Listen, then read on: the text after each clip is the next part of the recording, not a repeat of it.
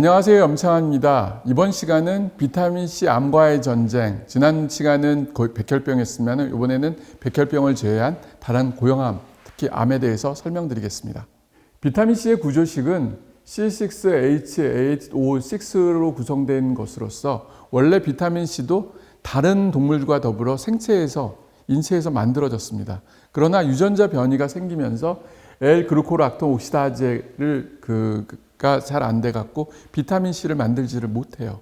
그래서 인간은 비타민C를 만들지 못하기 때문에서 외부로부터 매일같이 비타민C를 공급받아야 정상적인 생활을 할 수가 있습니다. 비타민C는 암을 포함한 다양한 질병에 옛날부터 이제 사용됐죠. 근데 문헌상으로서 암 치료에 이제 썼던 얘기는 누구냐 하면 바로 윌리엄 J. 매콤이라는 박사입니다. 이 분은 비타민C 결핍으로 인해서 콜라겐 생성이 안 되잖아요. 이 콜라겐 생성 이상으로 인해 다양한 질병이 생긴다고 했고, 그 중에 하나가 이제 암이라고 이제 표현을 했습니다. 그래서 이걸로 인해서 라이너스 폴링과 유한 카메론이 암 환자들한테 비타민C를 쓰게 된 계기가 됐습니다. 실제 이제 매코믹 박사는 심장질환 환자들이 영양 결핍이 있는 것을 보고 입원 환자 5명 중에서 4명이나 비타민C 결핍이 있는 것을 알게 됐고, 비타민C를 보충해 주니까 좋아지는 것도 알게 됐습니다. 그래서 실제 수많은 질병, 심장질환뿐만 아니라 다양한 질병이 영양 결핍이 비타민C가 관여를 했고, 그 비타민C 결핍으로 인해서 질병이 발생뿐 진행된다고 생각했고, 외부에서 비타민C를 주게 되면은 이들 병들이 좋아지는 데 도움이 됐다는 얘기를 문헌에 얘기했습니다. 비타민C의 암 치료에서 역사적인 선구자는 대표적인 분이 항상 라이너스 폴링과 유한 카메르입니다. 어떻게 보면 암 치료의 서막을 장식했던 분인데, 라이너스 폴링은 아시는 것처럼 노벨상을 2번이나 타신 분입니다. 세계적인 석학이었고, 이분이 젊었을 때 브라이트병이라는 신장병을 앓았을 때 신장내과 의사가 식이요법을 통해서 낫게 해주고, 66년도에 뉴버그상 시상식 때 본인이 시상연설문으로 좀만 건강했으면 인류를 위해서 참 할 수 있는 일이 많은데 건강하지 못해서 참 걱정이라는 말을 했을 때, 여기에 참석했던 아윈스톤이라는 생화학자가 라이너스 폴링에게 편지를 씁니다. 당신이 비타민C를 먹으면 훨씬 더 건강해지고 인류를 위해서 할 건데 뭐가 걱정이냐. 그래서 라이너스 폴링은 그 편지를 보고 논문을 찾고 연구를 하면서 비타민C가 엄청난 일을 한다는 사실을 알게 되고, 그 중에 이제 풀리지 않은 숙제 중에 하나가 암이었고, 그 암 환자 치료에 비타민C가 좋은 결과를 얻을 수 있다는 거를 라고 생각을 했었습니다. 그리고 라이너스 폴링과 함께 라이너스 폴링의 비타민C 암 치료에 대한 것을 임상적으로 밝혀준 분이 누구냐? 유한 카메론이라는 스코틀랜드 외과 의사입니다. 이분은 수술을 굉장히 많이 했던 외과 의사인데, 수술하고 나서 암이 재발돼서 죽는 거를 계속 보게 돼요.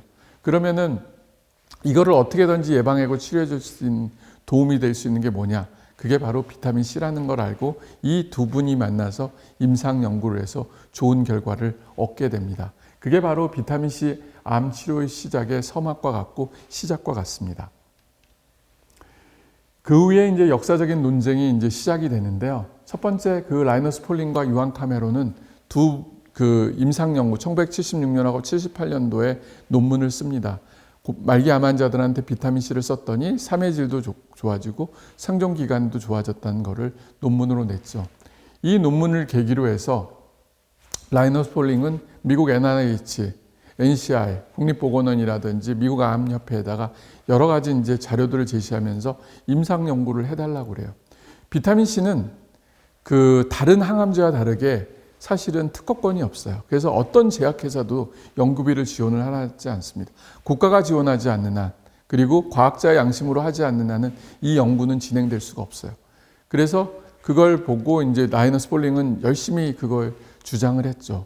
주류의학에서는 인정을 하지만은 미국의 NIH, NCI가 움직이면서 메이오 클리닉에 있는 모텔 박사가 임상 연구를 시작을 합니다. 모텔 박사는 사실은 굉장히 석학적인 하나고 굉장히 잘 디자인된 걸로 비타민C로 이제 암 환자한테 임상 연구를 해요. 그렇지만 임상 연구 결과는 실패를 합니다. 왜 실패를 하냐? 라이너스 폴링은 주사요법을 썼고 메이오 클리닉은 경구제를 썼어요. 그렇지만은 인류, 의료계는 라이너스 폴링 연구가 잘못됐고 메이오 클리닉의 연구만이 인정돼서 의학계에서는 그 비타민C는 항암 효과가 전혀 없는 그냥 단순한 영양소로만 취급받게 됐죠. 그것을 다시 돌린 반전의 계기가 누구냐? 미국 NIH 국립보건에 있는 마크 레빈 교수입니다. 마크 레빈 교수는 2004년하고 2005년에 학회지에 논문을 냅니다. 뭐냐? 비타민C는 경구를 암만 줘봤자 혈중 농도를 못 올린다. 우리 몸에 있는 그런 그 수송 전달 체계의 문제로 인해서. 대신 정맥 주사를 맞을 때만 치료 용량인 400mg/dL 이상 올릴 수 있다는 것을 밝혀줍니다. 그래서 이제 그 반전의 계기가 되는 거죠.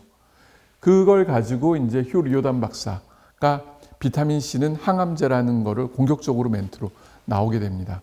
그래서 암 환자들한테 본격적으로 치료를 시작하게 되는데요. 휴 리오단 박사는 원래 정신과 의사예요. 그리고 리오단 박사는 집안이 가난한 고학자였습니다. 근데 이분이 비타민C에 대해서 변화를 가져겠던 계기가 두 가지 사건이 있었는데, 첫 번째는 학교 다닐 때 본인 그 독감이 심하게 걸렸을 때 병원에 갔더니 내과 선생님이 값싼 치료를 할래? 값비싼 치료를 할래? 하고 물어봤습니다. 그때 그 리오단 박사는 본인은 돈이 없기 때문에 값싼 치료를 하겠습니다. 그러면은 그 마트에 가서 비타민C 사다가 먹어라. 그러면은 금방 좋아질 거다. 그래서 이분은 그냥 비타민C를 열심히 먹고 금방 회복이 됐죠. 값비싼 치료는 항생제 치료를 했던 거죠. 근데 우리나라는 오히려 반대죠. 그 항생제 치료를 너무 많이 먹고 있지 않나 하는 그런 생각들이 들 정도로 하고요. 비타민C보다는. 그러다가 이번에 또 하나 이제 사건은 뭐냐? 본인이 이제 그 돈을 벌기 위해 알바를 했었어요. 그때 알바가 뭐냐면 비타민C 혈중 농도 체크하는 거였어요. 하루는 체크를 했는데 빵이 나왔어요. 0이 나왔어요. 그래서 왜? 자기한테 비타민C가 부족하다고 비타민C를 열심히 먹었죠. 그리고 그 다음날 또 체크를 했는데 또 0이 나왔어요. 그래서 또 먹었는데 또 그 회복이 안 돼요. 그러다가 며칠이 지나면서 비타민C 혈중 농도가 올라가기 시작했어요. 그랬더니 이분이 생각할 때, 며칠 전에 내가 모기에 물렸고, 거미에 물렸던 데가 결국은 염증을 유발시켜서 그걸로 인해서 내 몸에 비타민C가 소모됐다는 것을 알게 됐죠. 그리고 회복을 위해서 더 많은 양의 비타민C가 있는 게 필요하다는 걸 알게 되면서 비타민C에 대해서 본인이 집중적으로 연구를 하고, 그리고 리오단 클린이라는 캔서스에 세웠고요. 그때 이제 올리버 여사라는 분이 와서 치료를 받고 좋아졌어요. 그 다음에 올리버 여사가 후원하면서 그 리오단 클리닉이 결국은 열어서 많은 암 환자들을 치료했고, 비타민 치료의 메카로면은 리오단 클리닉이 항상 자리를 잡고 있습니다. 지금은 이제 많은 대학병원들에서 비타민 연구를 하지만은 옛날부터 최근까지 계속적으로 연구되고 있는 거는 리오단 클리닉이고요. 그 다음에 이제 리오단 박사가 비타민C가 항암제란 개념을 딱 치고 나온 다음에 나온 게 뭐냐? 바로 파마콜로지칼 아스코베이트라, 양리학적인 비타민C라는 개념을 또 그 의료계에서 갖고 나옵니다. 이건 뭐냐? 기존에 우리가 알고 있는 비타민C 영양제로 먹는 거는 그냥 비타민C 영양제고, 실제 우리가 병을 치료할 때는 바로 파마콜로직 아스코베이트란 주사요법만이 인정이 된다. 그 개념이 나온 거죠. 그래서 기존의 파라다임하고 완전히 달라졌어요. 기존은 뭐냐? 메가비타민 융불해서 비타민C를 많이 먹으면은 우리 몸에 들어가서 결국은 다양한 질병에 도움이 된다. 이렇게 하면서 설사하기 전까지 먹으라는 개념을 했는데, 그 마크 레빈 교수의 논문으로 인해서 암만 경구제를 많이 먹어도 혈중 농도를 못 올리기 때문에 한계가 있다. 그거를 가지고 뒤집은 개념이 바로 파마콜로지간 아스코베이트라고 해갖고, 양리적이른 치료 목적을 쓸 때는 반드시 주사요법만이 그걸 인정한다. 이렇게 되게 된 거죠. 그래서 지금 현재 그 아이오와 주립대뿐만 아니라 그 콘넬 그리고 그 메이오 클리닉 등 다양한 미국에 있는 대학병원들이 비타민C를 가지고 암 환자에 대해서 임상 연구를 하고 있습니다. 1상, 2상이 끝나고 지금 3상 연구들이 본격적으로 진행되고 있어서 10년 안에 비타민C가 항암제로서 인정받는 날이 오지 않을까 하는 생각을 하고 있습니다. 옛날에는 어떤 약 하나 가지고 단독요법으로 쓰지만은 지금은 그 항암제하고 병행하면서 하는 그 병행요법들이 많이 되고 있습니다. 그러 다음에 또 하나가 이제 뭐냐면은 바로 어떤 환자한테 더 효과가 있을까? 그런 거에 대한 이제 고민들을 되게 많이 했죠. 제가 이제 몸담고 있는 대한비타민 연구회고요. 거기서 이제 나와서 이제 연구를 계속 하다 보면서 본 게 바로 비타민C 수용체예요. 비타민C 수용체가 많은 사람들이 비타민C가 잘 들어가서 결국은 작용을 한다는 거죠. 그러면서 그 작용을 하고 또 하나는 뭐냐? 바로 혈중 농도예요. 혈중 농도를 검사를 하기 위해서는 그 HPLC라는 기계가 있어야 돼요. 그러면은 실제 근데 바로 검사를 해야 되기 때문에 그 검사가 정확하지 않을 경우들이 굉장히 많습니다. 근데 대부분의 병원들은 사실은 그 기계를 놓고 할 수가 없어요. 그래서 이제 최근에 저희가 이제 개발한 게 바로 이 진단 키트예요. 주사를 맞고 바로 혈중 농도 바로 체크를 가능하기 때문에 실제 그 암 환자들이 원하는 치료 용량을 할 수가 있다는 거예요. 이 두 가지 검사가 진행이 되기 때문에 좀 더 체계적인 비타민 치료가 이제 본격적으로 우리가 현장에서 암 환자들한테 치료를 할 수가 있고 시작이 됩니다. 그리고 결국은 미래에는 비타민C가 항암제로 인정받는 날이 언젠가는 올 거라는 그냥 강한 확신을 갖고 있습니다. 이게 바로 비타민C 논쟁 그 이유고 지금도 치료받게 열심히 싸우고 있지만은 옛날보다는 정말 비타민C가 암 치료를 위해서 정말 많이 왔고 실제 많은 암 환자들한테 좋은 결과를 얻고 있고요. 그 좋은 결과를 얻을 수 있는 사람을 찾을 수 있는 진단 방법들이나 툴이 나와 있기 때문에 더 확실한 개념을 갖고 할 수 있다는 거죠. 그렇기 때문에 내가 만약 그 암 환자라고 하면은 비타민 치료는 항상 염두에 두시고 그리고 비타민C를 염두에 두신 분들은 비타민 검사, 비타민 수용체 검사라고 혈중 농도 검사는 꼭 하셔야 됩니다.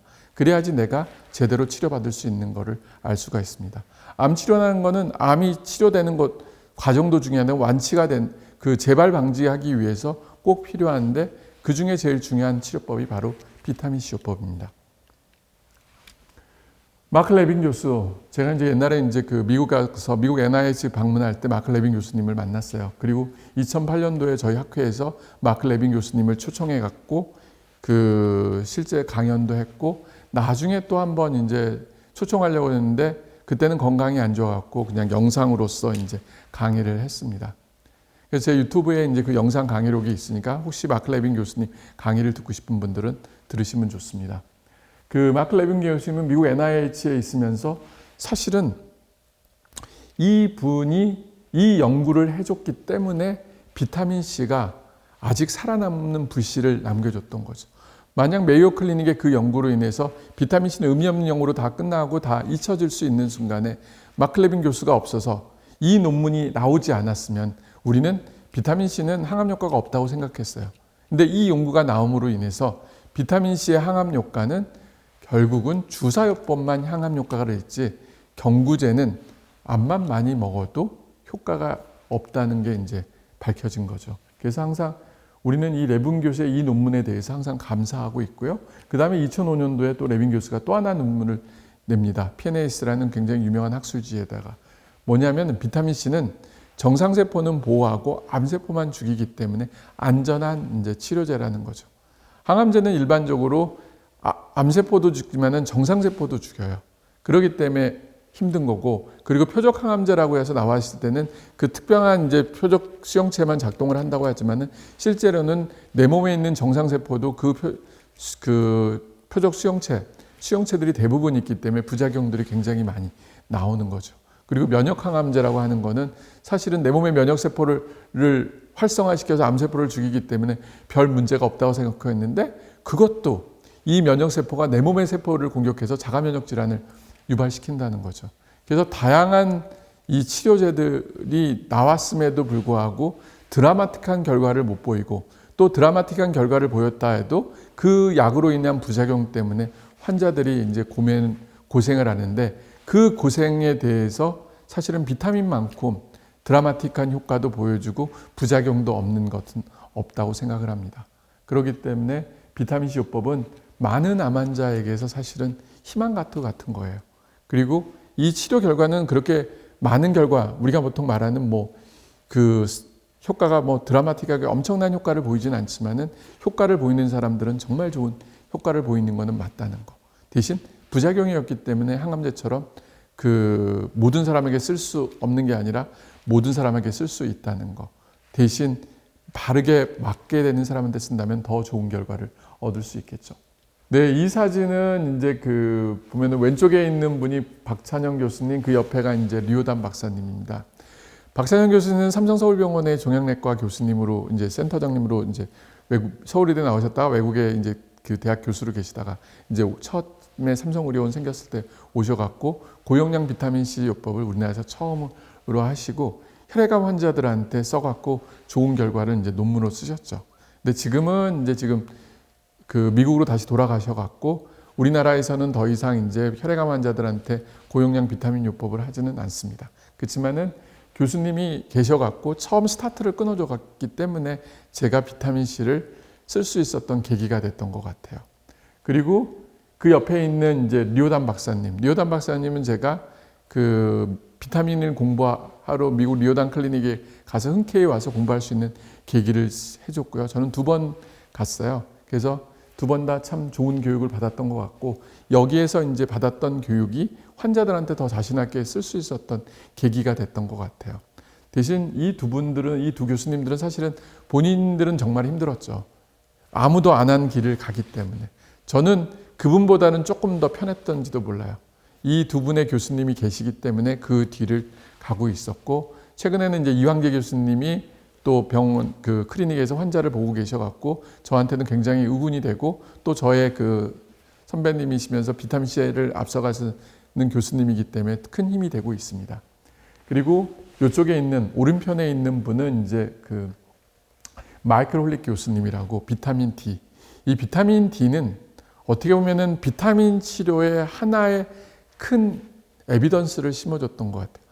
그동안 비타민 치료는 거의 무시가 됐었습니다. 근데 마이클 홀릭 교수가 NEGM이라고 해갖고 가장 유명한 학술지에 비타민 D 결핍이라는 그 논문을 씁니다. 그런 논문이 나옴으로 인해서 그 비타민 D 결핍이 있는 사람들은 모든 환자들한테 치료를 해야 된다는 개념을 심어준 거죠.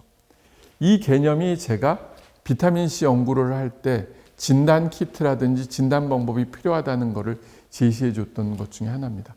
암만 좋은 게 비타민 C 좋다고 하지만은 사실은 효과 보는 사람도 있지만 효과를 못 보는 사람도 있어요.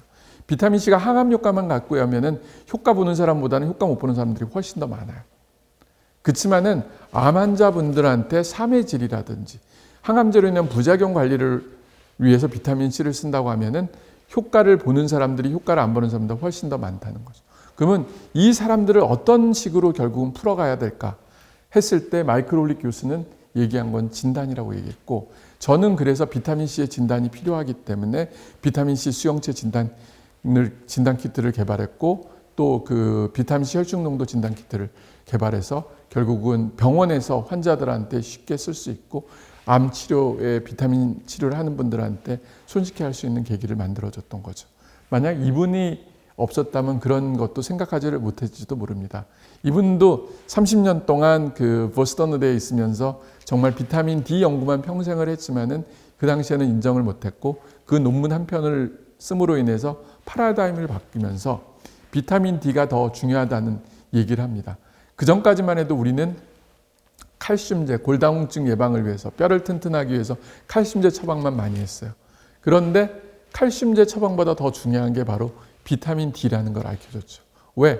칼슘제가 암만 많이 들어도 비타민 D가 충분했을 때 칼빈딘이랑 결합해서 칼슘이 우리 몸에 들어와서 뼈까지 이동시켜주는데 만약 비타민 D가 부족하면은 칼빈딘이 부족해서 칼슘이 우리 몸에 들어와도 혈관 속에만 축적이 돼서 동맥경화증을 유발시킨다는 거죠. 그렇기 때문에 그 칼슘보다 더 중요한 게 비타민 D라는 걸 얘기해주고 최근에는 저는 이제 칼슘제 처방을 거의 안 하고 비타민 D 처방을 주로 합니다. 그리고 그 얼마 전에 2011년도하고 최근에 이제 그 메타 분석 칼슘에 대한 연구 결과가 나왔죠. 그 칼슘제를 복용한 사람이 안 복용한 사람보다도 심근경색 뇌졸중 발생률이 훨씬 높다는 거.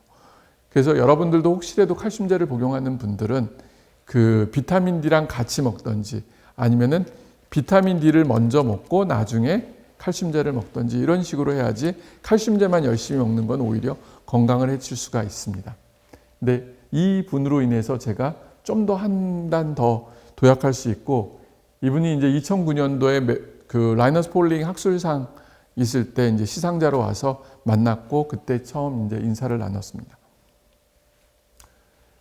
우리가 이제 그 비타민 C가 우리 몸에 들어올 수 있는 그 환경들을 보게 되면은 여러 가지 채널인데 가장 대표적인 게 바로 이 비타민 C를 통한 그 SVCT2를 통해서 세포 내로 들어오는 게 가장 커요. 그리고 일부는 또 이제 디하이드로 아스코베이트로 변해서 그 글럿을 통해서 이제 디하이드로 아스코베이트로 해서 이제 몸에 들어오는 거죠. 그래서 이제 이게 우리가 몸에서 리사이클 하는 방향인 거고요. 근데 메인은 사실은 SVCT2가 가장 중요하다고 되어 있고요. 그리고 이거를 통해서 이제 우리 몸에 들어오게 되면은 이때 이 SVCT2를 통해서 들어오면은 비타민 C가 디하이드로 아스코베이트로 되면서 H2O2가 생성이 됩니다. 이 H2O2가 결국은 암세포를 아포토시스로 유발시키는 거고, 정상세포에서는 카탈라이즈라는 효소가 있어서 이 H2O2를 물로 변화를 시켜요. 그렇기 때문에 그 정상세포를 보호해주는 그런 역할을 하고 있습니다. 이게 이제 항상 비타민C하고 철분의 얘기를 참 많이 나옵니다. 그건 뭐냐면 이 비타민C와 철분 대사를 통해서 전자를 주고 전자를 뺏고 하면서 결국은 이 H2O2라는 독성물이 나오고, 이 독성물이 펜톤 그 리액션을 통해서 더 강력한 톡시시드 같은 OH 그 기를 가지고 해서 얘가 결국은 암세포를 더 열심히 다 죽인다는 거죠.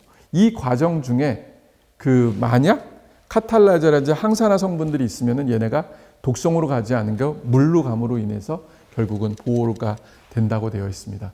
근데 암세포 내에서는 항산화 성분이 부족하기 때문에 얘는 그 미토콘드리아도 파괴하고 DNA도 파괴하고 그로 인해서 ATP가 생성이 안 해서 암세포를 죽일 수 있는 계기가 된다는 거죠. 그럼 비타민C의 적절 용량은 얼마인가? 그 적정 용량에 대해서는 계기는 항상 이 나오는데, 용량이 많아지면 많을수록 좋기는 해요. 그러면은 제일 좋은 거는 최소 용량은 보통 항암 효과를 나타내는 게 200mg/dl라고 얘기를 해요. 그러면은 최적의 용량은 뭐냐? 400mg/dl예요. 그럼 내가 주사를 맞고 나서 그 혈액 검사를 통해서 어느 정도까지 올라가는 거를 꼭 확인해야 됩니다. 만약 목적이 그냥 그 항암 효과가 아니라 그 몸의 증상을 좋게 해주고 그 항암 부작용, 사매질을 좋게 해준다고 하면은 굳이 여기까지 올릴 필요는 없어요. 그럼 이 정도만 해도 충분하다는 거. 근데 암세포를 죽일 용량으로 갈 거라고 하면은 그때는 이제 400mg/dl까지 용량을 올려준다고 하면은 더 많은 암세포를 죽일 수 있다는 거죠. 그러면 이 계기가 어떤 거냐? 결국은 수용체예요. 수용체가 많은 분들은 사실은 저는 이 항암 효과까지 용량을 올리는 걸 추천하고, 수용체가 적은 분들은 그 굳이 거기까지 올리지 말고 어차피 몸을 보호하는 데는 도움이 되니까 적절한 용량을 맞는 거를 추천하고 있습니다. 예, 요거는 이제 그 호퍼 박사가 이제 연구한 건데요. 암 환자를 대상으로 했을 때 혈중 농도가 많은 용량을 맞으면 말수록 이렇게 혈중 농도가 더 올라간다는 걸 보여준 자료입니다.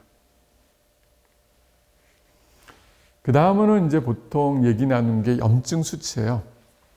그 암세포의 시작은 어디부터 시작되나 했을 때 항상 염증이란 얘기를 참 많이 해요. 염증이 생기게 되면은, 염증이 생길 때는 이미 벌써 세포들이 깨지고 분할하고 뭐 성장하면서 나오는 거잖아요. 그럼 염증이 생겼을 때 얘네들은 그냥 정상적으로 면역으로 없어지는 경우도 있지만은 그 염증이 암으로 가는 경우도 있어요. 그러면 그거를 잡아주는 게 뭐냐? 여러 가지 우리 몸에 있는 항산화제들이겠죠. 활성산소는 오히려 그걸 독소를 하고 또 그 염증 안에 들어가서 결국은 활성산소로 작용하는 애들이 죽이기도 하고 그렇습니다. 다양한 우리 몸의 메커니즘에 반응을 하는데 그 중에 하나가 바로 비타민 C예요. 리오단 클리닉에 있는 미키로바라고 하는 이제 연구하시는 분이 있어요. 그분이 이제 거기 연구팀, 리오단 클리닉에 있는 의료진들과 함께 환자들을 대상으로 해서 이 염증 수치를 체크를 했었어요. 그랬더니 비타민 C 용량이 높아지면 높아질수록 그 염증 수치가 떨어지는 것을 봤습니다. 여기 보면 CA라든지 CA15-3은 유방암이고 CA125는 난소암, 그리고 이제 PSA 같은 경우는 이제 그 전립선 암들, 다양한 암들이 여기 이제 나오는데, 이 수치들을 이제 떨어뜨려 주면은 결국은 암의 활성도가 이제 줄어든다는 것을 보여주는 거죠. 그거를 이제 논문으로 냈던 겁니다. 트랜지셔널 메디슨 이제 저널에다 이제 했던 거고요. 그래서 비타민 C가 우리 몸에 있는 염증을 떨어뜨려서 암을 억제해 주는데 도움이 된다는 것을 보여준 자료죠. 그리고 이제 제가 이제 초창기 때 했던 것 중에 하나는 뭐냐, 항상 이제 암이 있는 사람하고 암이 없는 사람, 이 두 사람들, 그리고 정상인들 간에 이제 이 세 군데의 차이는 뭘까 하는 것들을 많이 생각할 거예요. 그 중에 이제 최근에 많이 나오는 게 이제 NK 활성도잖아요. NK 세포가 낮은 사람들이 암 발생률이 높다. 실제 그렇다면 NK 세포가 높은 사람들이 암 발생률이 적을까? NK 세포는 면역 세포 중에 가장 약한 놈이에요. 근데 부족하면 면역력이 떨어지는 건 맞지만 높다고 해서 면역력이 높다고 말은 못합니다. 그래서 내 몸의 면역력이 떨어졌던 것을 확인하기 위해서 NK 세포가 검사하는 건 맞지만은 면역력이 높은 거를 위해서 NK 세포 하는 거는 사실은 저는 크게 인정하지는 않습니다. 옛날에 제가 했던 연구 결과 중에 하나는 활성산소예요. 활성산소가 암세포를 유발시킨다고 하잖아요. 그러면 암 환자하고 그리고 암이 완치된 사람하고 그리고 정상인 간의 활성산도의 수치는 어떻게 다를까 하는 거를 제가 한번 연구로서 봤었습니다. 요게 이제 데모그래픽 데이터들이고요. 실제 이제 그 환자들하고 그리고 이제 그룹 1은 그 암이 있는 경우, 그리고 그룹 2는 암이 완치가 된 사람, 그리고를 보여준 겁니다. 그리고 그룹 3는 보면 현재 전혀 암이 없는 정상인들을 이제 얘기하는 거고요. 그래서 이제 남자, 여자 그렇게 이제 나온 거 나이 보고요. 그 다음에 이제 암종 타입들을 본 거고, 그리고 이분들을 가지고 활성산도를 체크했어요. 그랬더니 암이 있는 사람들이 활성산소가 제일 높고요. 그리고 암이 치료했던 사람이 그 다음으로 높고, 그리고 정상인이 제일 낮다는 거. 뭐냐면은 암이 한번 걸렸던 분들은 결국은 정상인에 비해 활성산소는 높아요. 그럼 이분들이 이 활성산소를 정상인처럼 떨어뜨리지 않는 한 언제든지 또 암에 걸릴 확률은 정상인보다는 높다는 거죠. 그럼 왜 암이 완치가 됐는데 활성산소가 더 높냐? 그거는 바로 암 치료 때문에 그럴 거라고 생각을 해요.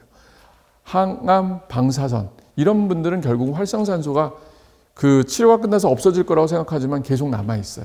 그걸 뭘로 할 수 있느냐? 그분들의 임상 증상이에요. 방사선 치료를 받았던 부분은 피부가 계속적으로 안 받았던 분보다 피부가 훨씬 더 딱딱하고 섬유화 변화들이 있는 걸 알 수 있습니다. 그리고 항암 치료 받았던 분들이 부작용이 남아 있다고 하면은 그거는 활성산소가 계속 남아 있는 거고 염증이 계속 남아 있는. 그런 분들은 결국은 그 증세들이 없어질 때까지 5년이 아니라 10년이나 20년 동안 계속 받아야 돼요. 저희 환자분들 중에서 한 달에 한 번, 2달에 한 번 비타민 주사를 계속 맞으러 오는 분이 있어요. 벌써 10년. 우리 병원이 2011년 제가 대학병원 마지막으로 서울성병원에 있다가 이제 개업을 한 게 2011년 3월이에요. 그때 3월 달에서 왔던 분이 지금까지 계속 병원을 다니세요. 그분은 암이 이제 유방암으로 완치가 돼서 5년이 지나고 벌써 10년이 넘었는데도 계속적으로 와서 비타민 치료를 받는데 그 이유는 뭐냐? 바로 활성산소를 떨어뜨리기 위해서요. 그리고 그 활성산소가 떨어짐으로 인해서 암 발생률을 확 떨어지겠다는 개념이고, 저도 매주 비타민 주사를 맞는 이유는 뭐냐? 내 몸속에 만들어 있는 활성산소를 일주일에 한 번씩은 정화주겠다는 생각을 하고 있습니다. 실제 저도 매일 진료를 보다 보면은 꼭 이 환자, 지금 만나는 이 환자가 제 얘기를 하는 것 같아요. 왜? 뜨끔뜨끔해요. 저도 저런 분이랑 똑같은 생활하고 있는데 나는 아직 암이 안 발생하고 저 사람은 발생이 돼서 환자로서 내 앞에 앉아 있는 거기 때문에. 그거를 이겨낼 수 있는 좋은 방법이 뭐냐? 저는 비타민C라고 생각해요. 그래서 비타민C를 먹고 주사를 맞고 하면서 내 나름대로의 예방을 하고 있는 거죠. 근데 그거에 대한 이론적인 계기를 줬던 게 바로 이 논문이라고 저는 생각을 합니다. 그리고 이제 그 다음으로 제가 이제 이거는 제 박사학위 논문이에요. 비타민C가 암도 죽이지만 예방하는 효과는 어떨까, 실제. 그런 거를 이제 했던 연구인데요. 말 그대로 비타민C를 암이 없을 때부터 비타민C를 먹었던 분, 그리고 여기서 주사를 했던 거고요. 그래서 총 A, B, C, D, E, F, G까지 나와서, 그리고 비타민C를 암을 유도시킨 다음부터 비타민C를 먹었을 때, 아니면 주사를 놨을 때, 이런 결과들을 이제 봤던 거죠. 참, 쥐들한테는 미안하죠. 워낙 많은 쥐를 잡았습니다. 이 연구를 할 때마다 보면은 한 번 잡을 때마다 거의 한 80에서 100마리를 계속 잡으면서 했고, 저희 같이 했던 연구원들한테 참 미안한 마음도 있죠. 그러면서 이제 결과를 봤을 때 비타민C를 가급적 빨리 했을 때 암 발생률도 떨어지고 이런 것들도 재발률이나 이런 것들을 막아준다는 걸 이제 보고 그거를 이제 논문으로 이제 발표를 했었습니다. 그래서 내가 지금 암이 없다 하더라도 나이가 들게 되면은 활성산소들은 우리 몸에 계속 쌓이게 돼요. 어쩔 수 없는 노화의 과정입니다. 그러면 이거를 숨 쉬는 것도 활성산소가 만들어지거든요. 그럼 이거를 없애줄 수 있는 방법은 뭐냐? 항산화제를 먹어야 돼요. 아니면 주사를 맞든지. 그 중에 가장 대표적인 건 비타민 C고, 비타민 C로 해결할 수 있으면 됐고, 안 되면 주사요법으로 하는 게 좋습니다. 그 다음 거는 뭐냐? 많은 분들이 특히 이제 그 대학병원 교수님이 항암할 때는 아무것도 하지 말라는 얘기를 참 많이 해요. 항암할 때 왜 아무것도 하지 말냐? 그거는 항암제 효과를 오로지 보기 위해서 그런 거지. 항암은 항암이지만은 항암제 부작용은 관리를 해줘야 돼요. 왜? 관리가 안 되는 순간 항암제 부작용 때문에 치료를 받아야 되는데 치료를 못 받는 경우들이 의외로 많기 때문에 그렇습니다. 실제 많은 연구에서 보면은 항암제만 했던 분하고 항암제 플러스 부작용 관리로 영양제 주사, 비타민 주사, 글루타치온 주사, 면역 주사를 맞았던 사람들이 치료 결과들이 훨씬 더 좋게 나와요. 그 이유는 항암제 효과는 똑같다 하더라도 이 그 비타민 C라든지 면역을 올려주게 되면은 항암제를 계속 규칙적으로 받을 수가 있어요. 근데 항암제만 계속 받던 분들은 어느 순간에는 항암제 부작용으로 더 이상 받지를 못해요. 체력이 고갈되기 때문에. 그렇기 때문에 이 암 치료는 장기간의 싸움이고 체력과의 싸움이에요. 그래서 적극적으로 부작용 관리를 해준 사람이 나중에는 결국은 승리할 수밖에 없다는 거죠. 그래서 저희는 그거에 대해서 이제 반론을 하기 위해서 많은 연구들을 했던 거죠. 그 중에 하나가 바로 이 비타민 C하고 항암제를 썼을 때 정말 비타민 C가 항암제 부작용을 더 올리는지에 대해서 이제 본 겁니다. 그거를 이제 논문으로 이제 냈던 거고, 위에 여기 보면 오른편 위에 있는 그거는 뭐냐면은 그 노말 렁셀이라고 하잖아요. 정상적인 폐세포고요. 밑에 거는 non-small-cell lung cancer cell이라고 돼 있는데 저거는 이제 비소세포성 세포예요. 그랬을 때 위에 있는 정상세포에서 항암제만 썼을 때와 항암제와 플러스 비타민 C를 썼을 때 보면은 항암제 플러스 비타민 C 썼을 때가 세포를 보호해주는 효과가 있다는 거. 그 밑에 거는 암세포에 대해서는 항암제만 썼을 때보다 항암제 플러스 비타민 C를 썼을 때가 더 항암제를 더 많이 죽인다는 거. 왜 두 결과가 이렇게 확연하게 차이가 나냐? 그거는 바로 비타민 C의 작용입니다. 비타민 C는 암세포는 죽이지만은 정상세포는 보호해주는 효과가 있어요. 그렇기 때문에 항암제로 인해서 이 정상세포 죽는 거를 비타민 C가 보호해준다는 거죠. 그래서 이런 결과가 나왔던 거고, 또 하나 이 동물 실험을 통해서 비교를 해봤더니 보게 되면은 이거는 음식의 양, 이쪽에 있는 건 복수양, 그리고 이쪽에 있는 거는 암 표지자다. 이렇게 했을 때 항암제만 줬을 때 플러스 항암제 플러스 이 비타민 C를 줬을 때가 복수양도 훨씬 더 잘 줄고, 그리고 이 식욕도 훨씬 더 떨어지는 걸 막아주는 걸 보여줬습니다. 그 외에도 암 표지자도 비타민 C를 병행할 때가 훨씬 더 많이 줄여지는 것을 보여주고 있습니다. 그렇기 때문에 비타민 C는 항암제 효과를 절대 감소시키지 않아요.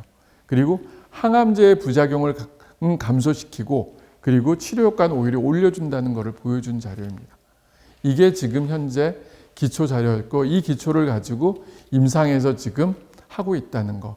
그 임상에서 하는 거는 5년, 빠르면 5년, 길면 10년 내에 결과가 나와서 비타민 C가 항암제 치료할 때 더 적극적으로 치료할 거라는 거라고 생각을 합니다. 제 논문도 거기에 하나에 일조를 했을 거라는 생각을 하고 있고요. 그리고 그 다음으로 나오는 게 바로 이 수용체 검사입니다.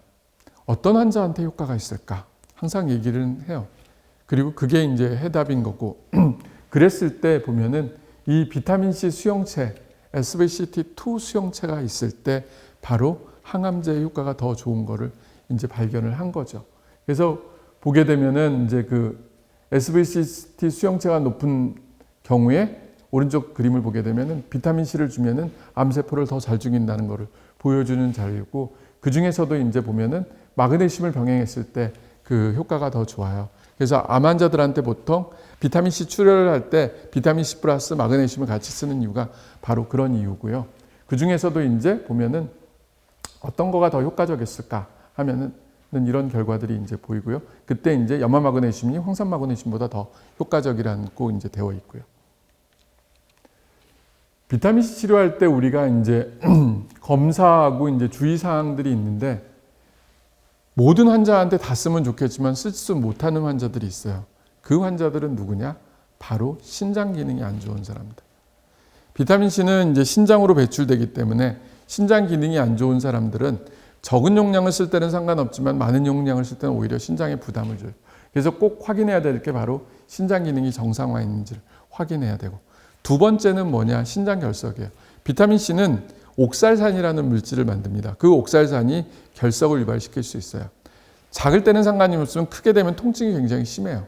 그래서 이 신장 결석이 생기는 사람들한테는 그 본인들이 원하면은 주사를 놓지만은 사실은 본인들이 저희는 기본적으로는 비타민 그 신장 결석이 있는 사람들은 쓰질 않습니다. 그럼 모든 사람들한테 신장 결석이 오느냐? 아닙니다.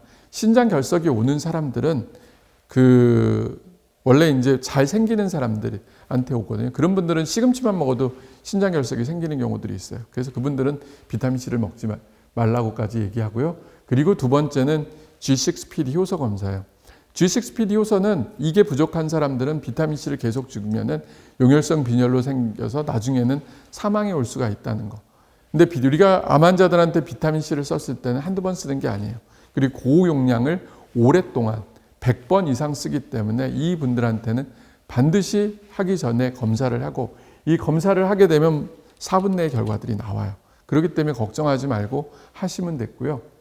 그리고 이제 그 다음으로 이제 비타민 C 수용체겠죠. 수용체가 있는 사람들은 비타민 C가 훨씬 더 수월하게 이제 몸에서 작동을 해서 비타민 C가 작동을 할 수 있는 좋은 여건이 된다는 거. 그래서 저는 이제 그리고 마지막으로 실제 비타민 C를 주사를 맞아요. 이분들이 정말 적절한 용량까지 올라갈 수 있는지를 확인해서 그 자리에 수 있는 비타민 C 혈중 농도를 체크하는 건데, 이거는 보통 하고 해서 1, 2분이면 결과가 나옵니다. 이게 이제 보통 저희 병원에서 쓰는 기계인데요. G6PD는 여기 보면 G6PD 있잖아요. 요거를 통해서 바로 현장에서 그날 결과 나고요. 또 하나는 여기 비타민 C. 비타민 C도 바로 이제 주사 맞고 그 자리에서 현장에서 결과가 나옵니다. 그러면 그걸 가지고 이분한테 지금 적절한 용량을 쓰고 있는지를 알 수가 있다는 거죠. 그래서 많은 분들이 옛날에는 불가능했던 게 지금은 가능해졌어요. 항암제도 그렇고 비타민 C도 그렇고, 그러면서 점점 더 체계화되고 점점 더 치료 결과들이 좋을 수밖에 없는 게 바로 이런 겁니다. 이런 의료기기를 통해서 우리가 좋은 치료를 계속하는 게 좋죠. 비타민 C의 이제 심각한 부작용은 앞서 얘기한 것처럼, 여기 나온 것처럼 신장 기능이 안 좋게 되면 비타민 C를 맞음으로 인해서 결국은 사망에 이를 수 있다는 걸 얘기하고요. 밑에 쪽에 보게 되면은 G6PD 결핍이 있는 경우 비타민 C를 주게 되면은 또 결국은 용혈성 빈혈에 의해서 사망에 올 수 있다는 것을 보여준 케이스들입니다. 이게 이미 논문으로 발표가 돼 있기 때문에 제가 앞서 얘기한 것처럼 G6PD 검사에서 결핍인 사람은 절대 맞추면 안 되고, 국내 우리나라 데이터 보게 되면은 보통 이제 0.9% 정도에서 결핍이 있고, 동남아는 보통 한 3, 4% 정도 된다고 되어 있습니다. 그래서 하고 있고요. 그리고 이제 또 하나가 이제 신장 기능이 안 좋은 분들은 또 비타민 C를 주시면 안 되고, 이분은 어떻게 할 수 있냐? 보통 혈액 검사 해보면 안 돼요. BUN 크레아틴이라고 할 수 있고, 또 하나는 GFR하고 사구체 여과율이 있어요. 근데 문제는 항암제가 신장에 손상을 줄 수가 있다는 거. 그래서 항암제, 신장 독성 있는 항암제를 쓰시는 분들은 가끔씩 크레아틴 레벨이라든지 사구체 여과율을 꼭 확인해 보시고, 그리고 대학병원에서는 보통 그런 항암제를 쓰는 사람들은 거의 검사를 해요. 그리고 요새는 앱으로 다 볼 수가 있기 때문에 환자분 보고 병원에 왔을 때 그 결과지를 보여달라고 하면 확인할 수가 있습니다. 그리고 또 하나는 CT 찍을 때, CT 찍는 날은 조영제를 씁니다. 조영제를 쓰게 되면 신장에 문제를 유발시킬 수가 있어요. 그래서 그날은 물을 많이 마시라고 하잖아요. 그러니까 물을 많이 마시거나 물을 못 먹는 사람은 수액을 달아서 좀 씻어주는 게 좋습니다. 그래서 CT 찍는 날은 또 비타민 C를 맞지 말라고 하고 있습니다. 이런 경우만 피하면 맞으면 되고, 그리고 용량은 바로 제대로 된 용량인지 아닌지를 알기 위해서는 비타민 주사 맞고 바로 혈액 검사를 해보면 됩니다.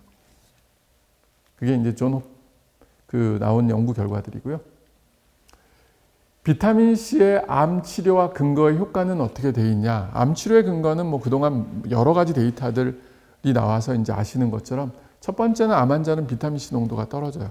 말기로 가면 갈수록 더 많이 비타민 C 농도가 떨어져요. 그러면 그 사람들한테 비타민 C를 더 많이 공급해 줘야 되고, 두 번째는 뭐냐면은 암세포에 있는 콜라겐아제를 분비해서 정상세포를 파괴하면서 진행이 돼요. 근데 비타민 C는 콜라겐을 분비를 하면서 생성하기 때문에 암세포가 진행되는 걸 막아주는 효과가 있고요. 그리고 정상세포에서는 비타민 C는 항산화 작용을 하고, 마지막으로 이제 암세포 내에서는 HO2를 생성해서 암세포를 죽인다는 이런 것 때문에 결국은 암 치료에 이제 근거가 되고요. 실제 연구 결과 효과를 보게 되면은 삼해질은 거의 한 80% 이상, 70%에서 80% 삼해질이었고, 면역 반응도 한 70% 이상 올려줘요, 비타민 C가.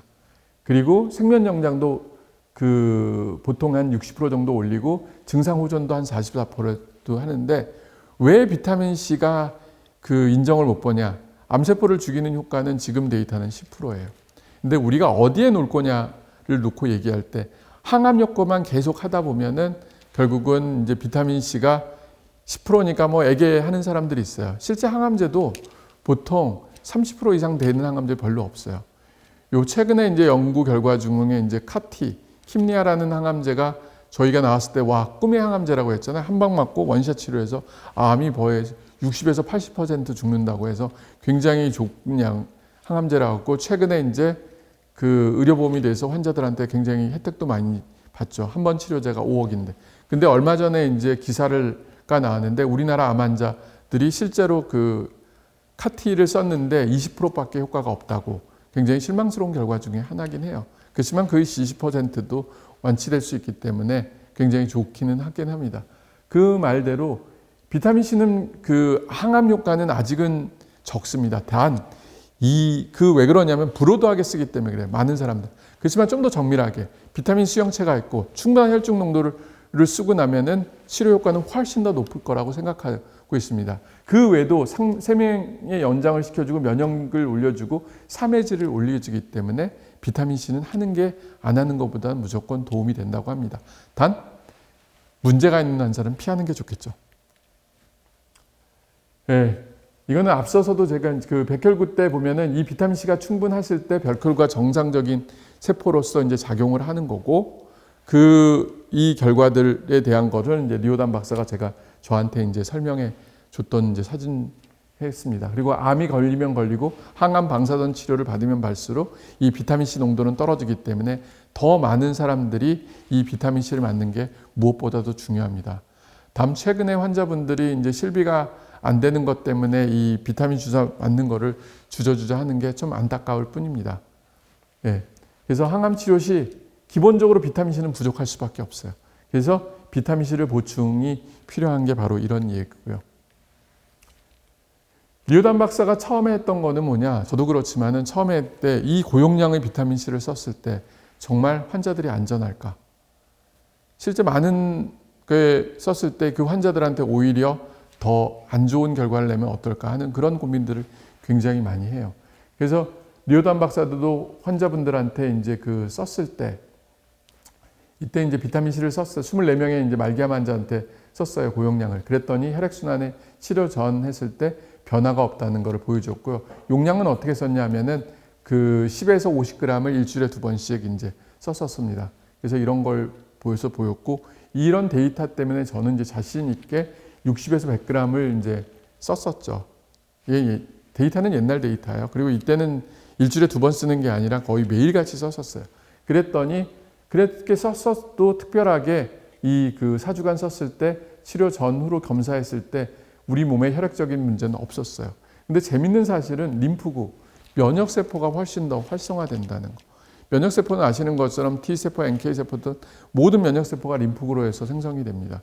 그래서 비타민 C가 면역을 올려주는데 도움이 되지 않을까 하는 그런 것들을 예시할 수가 있었고요. 그리고 이제 그 다음에 제가 했던 연구 결과 중에 하나가 뭐냐면은 삼해질, 비타민 C를 썼을 때 그러면 고용량만큼 했나? 작은 용량에서 어떨까? 10g 같은 경우를 썼더라도 제가 이제 그 말기 환자들한테 비타민C 10g을 4주 동안 썼었어요. 일주일에 2번씩. 그리고 경구제로 줬더니 그 3회질, EORTC라는 이제 3회질 평가 도구를 했더니 쓰기 전보다 쓴 후에 모든 증세들이 다 좋아졌어요. 전반적인 컨디션도 좋고, 그리고 능력, 그 다음에 이제 인지도, 뭐 여러 가지 피로 이런 것들이 다 좋아지면서 결국은 통증도 좋아지고, 이래서 암 환자들한테 도움이 됐다는 거죠. 왜 이런 좋은 결과가 나왔을까? 돌이켜보면 당시만 해도 사실 항암제가 별로 없었어요. 그런데 비타민C가 이제 항암 효과가 있다는 것을 알고 많은 환자들이 돼서 희망을 가지면서 그런 결과를 얻지 않았을까 하는 생각이 듭니다. 지금은 이게 결국은 브릿지 역할을 한다고 그래요. 항암제를 치료하다가 항암제가 없을 때 몇 개월 동안만이라도 비타민C를 가지고 끌고 가주게 되면 그 다음 항암제를 했을 때 훨씬 더 좋은 결과를 얻지 않을까 하는 그런 생각들을 하면서 환자분들한테 저는 비타민 치료를 하는 것을 이제 추천하고 있죠.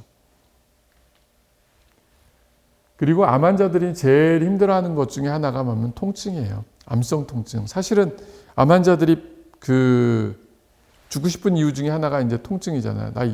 통증이 너무 고통스럽기 때문에 그냥 안락사 시켜달라는 분들도 있는 것처럼. 근데 지금은 워낙 좋은 약들이 많이 있어요. 그렇기 때문에 진통제를 적극적으로 잘 쓰다 보면은 통증도 많이 해결이 될 수 있다고 생각을 하고 있습니다. 옛날보다. 그리고 새로운 약들은 계속 개발이 되고 편리약, 붙이는 거 있고 주사도 있고 다양한 것들이 있기 때문에.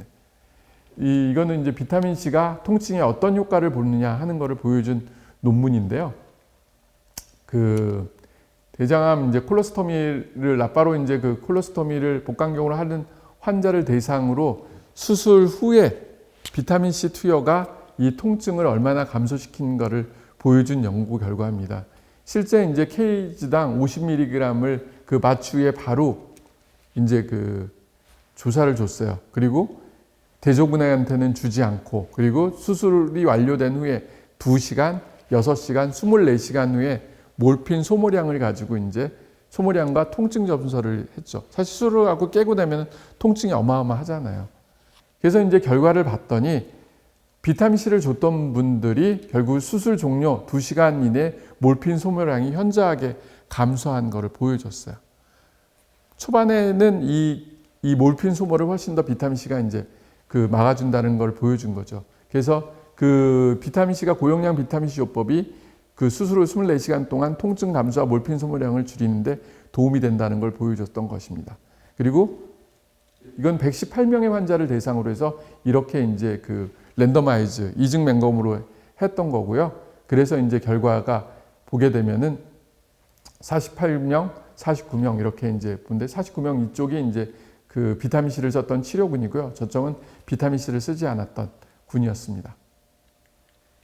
그랬더니 이제 치료 결과들 보면은 요거는 이제 보면은 인구 통계학적 자료에서 플라스보가 이제 대조군이고 비타민C가 이제 치료군이었을 때 나이나 전반적인 몸무게, 전반적인 상태는 비슷하다는 걸 보여줄 수 있었고요. 근데 이제 문제는 뭐냐면은 이 몰핀 횟수는 대조군은 1.4배였고 비타민C는 0.8회여서 통계학적 의의가 있었고, 또 이제 휴식할 때 통증이라든지 그리고 24시간 동안 이제 통증의 빈도나 이런 강도들이 비타민C를 썼던 분들이 통증을 떨어뜨렸다는 것을 보여준 자료입니다. 그래서 수술하고 깼을 때 통증이 굉장한 통증에도 비타민C가 관여할 수 있다는 걸 보여줘요. 맞습니다. 왜? 수술을 하게 되면 내 몸에 있는 조직들의 손상이 오기 때문에 거기서 제일 먼저 필요한 영양소가 뭐냐? 칼로리도 필요하지만 비타민C가 굉장히 필요하다는 거. 그래서 수술 전후로 저는 이제 비타민C하고 아연 주사 같은 거를 맞아서 회복을 빨리 해주는 게 통증 조절뿐만 아니라 회복에도 더 도움이 된다고 생각하고 있습니다. 대상포진, 암 환자들이 제일 고통스럽게 생각하는 게 바로 대상포진이에요. 암 환자뿐만 아니죠. 일반적으로 나이가 들면 대상포진에 대한 걱정을 제일 많이 하는데, 그래서 최근에 이제 마동석 씨가 나와서 뭐 대상포진 주사 맞으라고 하면서 당신도 대상포진 대상자가 될 수 있다는 광고 문구를 했잖아요. 그만큼 이제 대상포진은 흔하게 됐고 많이 생깁니다. 그리고 항암하시는 분들이 특히 대상포진이 잘 생겨요. 근데 이제 그래서 대상포진 접종을 많이 하라고 이제 공고를 하는데 최근에 나온 대상포진 약, 그 대상 백신이 싱글릭스라는 약인데 과거 거보다 훨씬 치료 결과가 좋은데 아프더라고요. 저도 이제 그리고 2번 맞았는데 되게 아팠던 기억이 나요. 그래서 컨디션 괜찮을 때 한 2, 3일 정도 아플 생각하시고 맞으면 좋을 거라는 생각을 합니다. 이분 같은 경우는 이제 그 대상포진 나이가 90세가 돼갖고 대상포진 앓고 나서 또 이제 그 시작된 이제 통증 때문에 굉장히 고생한 분이었어요. 9년 동안. 이 대상포진은 그 신경병성 통증 때 고생을 많이 합니다. 그때 보통 병원에서 그 뉴런틴이라는 그 말초신경전증 진통제를 쓰고요. 그렇지만은 이제 조절이 잘 안 돼요. 그런 경우들 때 이분한테 이제 비타민 C를 써서 30g쯤 쓰니까 매일같이 쓰니까 좋아졌어요. 그리고 이제 가끔씩 주사 맞고 경구제로 이제 비타민 C를 줘서 증상을 좋게 해줬던 분입니다. 그 외에 이제 실제로 이제 발생했을 때, 대상포진이 발생했을 때 사실 비타민 C가 굉장히 많이 필요합니다, 몸에. 그러니까 우리가 일반적으로 항바이러스 약, 그 조비락스를 먹이잖아요. 판비어나 뭐 조비락스 약을 먹이고 그 5일간 먹인데 거기에 플러스해서 꼭 비타민 C를 주면 좋습니다. 왜? 그 비타민 C 소모량이 많고 그렇게 맞으면은 그 신경변성 통증을 훨씬 더 줄이기 때문에 그래요. 그래서 저는 대상포진 환자분들한테 그 걸렸을 때 항바이러스제도 좋지만은 비타민 C 약도 먹거나 아니면 주사제 맞는 거를 추천합니다. 요거는 이제 그 신경병씀 예방하기 위해서 실제 비타민 C를 썼더니 대조군, 안 썼던 군에 비해서 그 신경병성 그 발생률을 줄어들었다는 것을 보여준 논문 자료예요. 그래서 그 대상포진 그 신경병성 예방을 위해서는 이런 것들을 맞는 게 좋습니다. 그리고 이제 그 다음에 이제 암성 통증인데요. 암 환자들이 사실은 제일 앞서 얘기한 것처럼 통증 때문에 고생 많이 하고 실제 그런 것들 때문에 정말 삶에 포기하고 싶은 생각들이 많은데 암성 통증을 유발시키는 거는 암 때문에도 생기고 또 치료 과정 중에도 생깁니다. 그 암 때문에 생기는 건 뭐냐? 신경을 누르기 때문에 그래요. 그 중에 가장 대표적인 신경이 어디냐면 우리가 담도암, 췌장암 때 생기는 이 신경총을 내려가는 데를 건드릴 때가 굉장히 아파요. 그래서 여기를 건드리면은 그분들은 통증 때문에 통증도 심하고 또 소화효소들이 잘 안 되고 식사를 잘 못해요. 그러면 체중이 점점 빠져서 더 안 좋아요. 그래서 담도암, 췌장암 환자들이 예후가 나쁜 이유가 왜 그러냐? 바로 그 통증으로 인해서 식사도 못하면서 체중이 빠지기 때문에 그래요. 그 다음은 뭐냐? 뼈 통증이에요.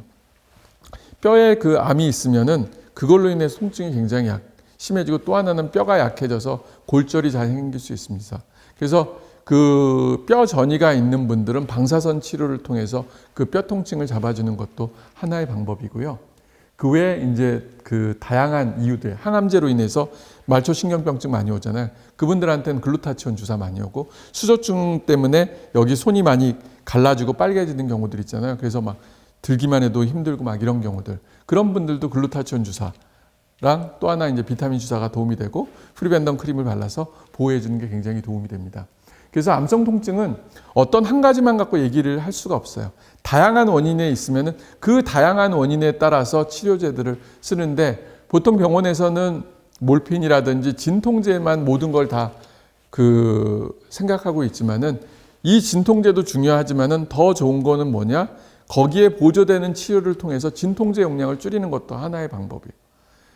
말초신경병증 심하면 뉴런틴 용량만 올리는 게 아니라 리리카 용량만 막 올리는 게 아니라 글루타치온 주사를 맞아서 이거를 떨어뜨려 주는 게 더 오히려 첫 번째라는 거. 진통제는 진통제고 글루타치온은 그 원초적인 치료를 해결해 주는 치료법이기 때문에 그렇습니다. 그리고 뼈 통증이 있는 경우는 그 항암제 치료 동안에도 보면은 담당 교수님들이 이제 그 방사선 치료에 대해서 환자들 너무 많다 놓치는 경우들이 있을 때 환자분들이 미리 한번 더 얘기를 던져도 돼요. 담당 교수한테 혹시 방사선 치료하면 어떻겠냐고. 실제 이제 저희 왔던 환자분 기억나는 환자분이 이 배 쪽 여기에 이제 골반 쪽에서 통증이 심해갖고 담당 교수님한테 얘기해서 담당 교수님이 CT를 찍었어요. 근데 CT를 찍었는데 그 CT 판독에서 정상이라고 나온 거예요. 특별하게 암은 있지만 그거과 통증과는 관련성이 없다.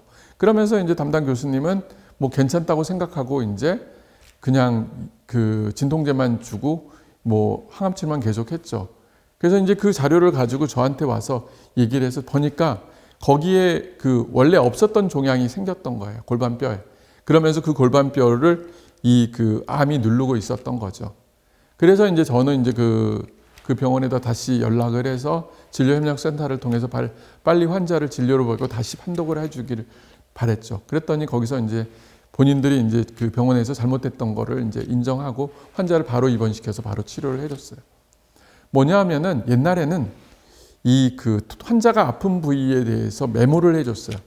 영상학과 교수님도 신이 아니기 때문에 놓치는 경우들이 가끔씩 생깁니다. 그러면은 그걸 놓쳤을 때 그 담당 교수님이 발견해야 되는데 담당 교수도 워낙 환자가 많기 때문에 놓쳐버려요. 영상학과 판독이 안 되면. 그래서 옛날처럼 그 코멘트만 해줘도 담당 그 영상학과 교수가 그 부위를 보기 때문에 놓칠 수가 없었던 거죠. 그러면은 2차 병원 선생님한테라도 그 자료를 가져와서 보게 되면은 바로 찾았던 거죠. 그래서 그분은 바로 입원해서 방사선 치료를 해서 통증 조절이 되고 굳이 먹지 않아도 될 진통제를 안 먹을 수 있었던 계기가 됐다는 거죠. 암 치료라는 건 항상 암 치료만 있는 게 아니라 암 치료 플러스 보조 치료가 꼭 있고 이 보조 치료를 통해서 통증을 포함한 그 항암제 용량이라든지 아니면은 진통제 용량을 줄일 수 있는 계기가 될 수가 있어요.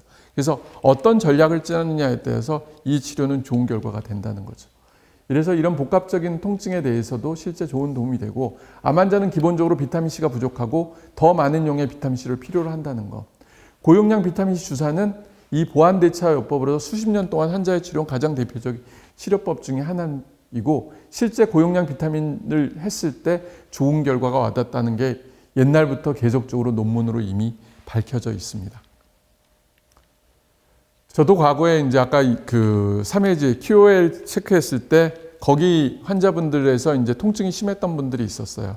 그분들한테 비타민C를 쓰니까 확실히 통증이 조절이 되고 그 진통제 용량을 줄여줬던 거를 경험한 경험이 있습니다.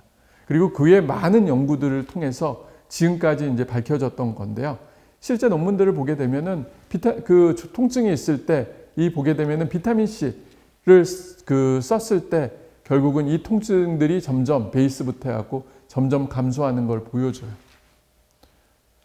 비타민C는 안전한 약입니다. 다른 어떤 것보다. 그렇기 때문에 적극적으로 비타민C 쓰는 거를 한번 고려해 볼 수 있고 그렇지만은 만병통치약은 아니에요. 모든 환자가 다 효과적인 건 아니기 때문에 효과 있는 사람을 찾아서 한다면 더 효과적인 걸 볼 수 있고 여기도 보게 되면은 이제 뼈 전이가 있을 때 컨트롤하고 그 항암 치료하고 비타민C를 썼을 때 보면은 이 비타민C를 병행했을 때 훨씬 더 통증 조절이 잘 돼 있는 거를 보여준 자료들이 보입니다. 그 외에 뭐 여러 가지 데이터들이 이런 거를 제시해 주고 있고요. 그 다음에 이제 요구도를 보게 되게 되면은 여기서도 보면은 몰핀에 대한 요구도가 비타민C를 썼을 때가 보면은 그 안 쓸 때보다 더 줄어든다는 것을 보여준 자료들이에요. 그래서 비타민C가 진통제로서 효과도 있지만은 그 기존에 쓰고 있는 몰핀의 소모량도 줄여들 수 있기 때문에 도움이 될 수 있다는 거죠. 그럼 비타민C의 진통 기전은 뭐냐? 여러 가지 일들이 뭐 논문이나 데이터나 기전들이 나와 있는데 첫 번째는 암 환자면은 비타민C가 부족하기 때문에 비타민C는 기본적으로 들어가 줘야 된다는 거. 그러면은 비타민C가 여러 작용들을 해줄 수 있다는 거. 수용체가 있는 사람들이 반드시 더 좋은 결과를 보이는 건 맞아요. 그렇지만은 수용체가 없다고 해서 결국은 효과가 없냐? 그거는 아니에요. 효과는 좀 미비할 뿐이지만 효과는 있다는 거. 그리고 그 다음은 뭐냐? 암으로 인해서 활성산소, 염증들이 많이 발생하면서 그 염증이나 활성산소가 또 통증을 유발시켜줘요. 비타민C는 항산화 항염 작용이 있기 때문에 도움이 된다는 거. 그리고 이제 케타콜라민 이제 신경 전달 물질에 의해서 결국은 이제 그 보조 인자로 인해서 신경 통증을 또 잡아주는 효과도 가지고 있고요. 그 외에 이제 이런 오피오이드 계열에 관련된 이 인자를 몰핀 관련된 물질을 분비시키는데도 결국은 비타민C가 관여를 한다는 거. 비타민C가 없다고 하면 이런 과정에서 어디가가 이제 여기 가는 과정이 안 되기 때문에 이런 오피오이드 물질 분비가 줄어들어요. 그래서 비타민C를 막게 해서 이런 오피오이드 물질이 우리 몸에서 자체로 생성이 된다면은 그 암성 통증을 막아주는데 도움이 된다는 거죠. 이 얘기는 그래서 이런 기전들이 바로 이런 얘기들을 얘기하고 있습니다. 그래서 비타민C는 통증 조절뿐만 아니라 몰핀 사용량을 줄이는 데도 도움을 줍니다. 그 다음으로 이제 상처 치유. 수술을 하신 분들은 수술을 하고 나서 깔끔하게 끝나는 게 되게 좋아요. 근데 수술하고 나서 깔끔하게 끝나지 않는 경우들이 있습니다. 그 어떤 부분이 있냐? 첫 번째는 수술 범위가 너무 큰 사람들. 두 번째는 비만한 사람들. 세 번째는 뭐 당뇨가 있는 사람들.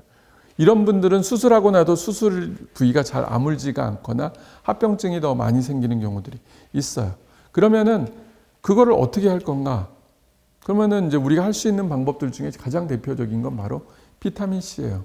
그분들은 다른 사람자보다 비타민C 요구량이 많기 때문에. 그리고 두 번째는 단백질, 그리고 세 번째는 산소예요. 이런 것들을 과정을 통해서 공급을 해주게 된다면 훨씬 더 빨리 상처 회복이 도움이 된다는 거예요. 그래서 저는 수술하고 나서 꼭 그 동네 병원 가서 뭐 실밥을 뻗는 것보다 반드시 일주일이든 2주든 빠른 시간 내에 담당 교수님한테 상처를 보여주는 게 그 무엇보다 중요하다고 생각하고 있고요. 그리고 필요하면은 그 동네 병원 가서 비타민C라든 주사를 맞는 것도 도움이 됩니다. 이 환자는 이제 40세 남자 환자인데 수술 진단 후에 수술을 받고 났는데 상처 부위가 회복이 안 돼요. 근데 이제 환자는 이제 퇴원을 해야 돼요. 너무 오랫동안 입원을 시키니까. 그럼 가정간호를 이용해서 집에서 이제 소독을 하라고 그래요. 근데 소독을 하더라도 잘 안 됩니다. 왜 안 되느냐? 바로 수술, 특히 이제 위암 수술하시는 분들은 식사를 잘 못해요. 식사를 잘 못하면은 영양, 칼로리가 안 되기 때문에 상처 회복은 늦어질 수밖에 없어요. 그럼 이런 분들은 어떻게 하냐면은 2차 병원에 입원해야 돼요. 아니면 가정간호를 이용해서 부족한 칼로리만큼 영양제를 맞고 또 비타민C 주사를 꼭 맞아줘줘요. 그러면은 상처가 회복이 안 된다는 거. 근데 보통 이제 큰 병원들은 그냥 병실이 없기 때문에 빨리빨리 퇴원을 시켜버리죠. 그러면 오히려 집에 가서 상처가 더 안 좋아져서 다시 병원에 오는 경우들이 의외로 많습니다.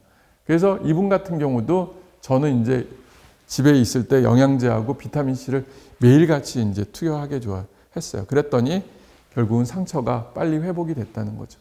비타민C는 상처 회복을 위해서 아연과 더불어 그 어떤 영양소보다도 빨리 회복시켜주는 것 중에 하나예요.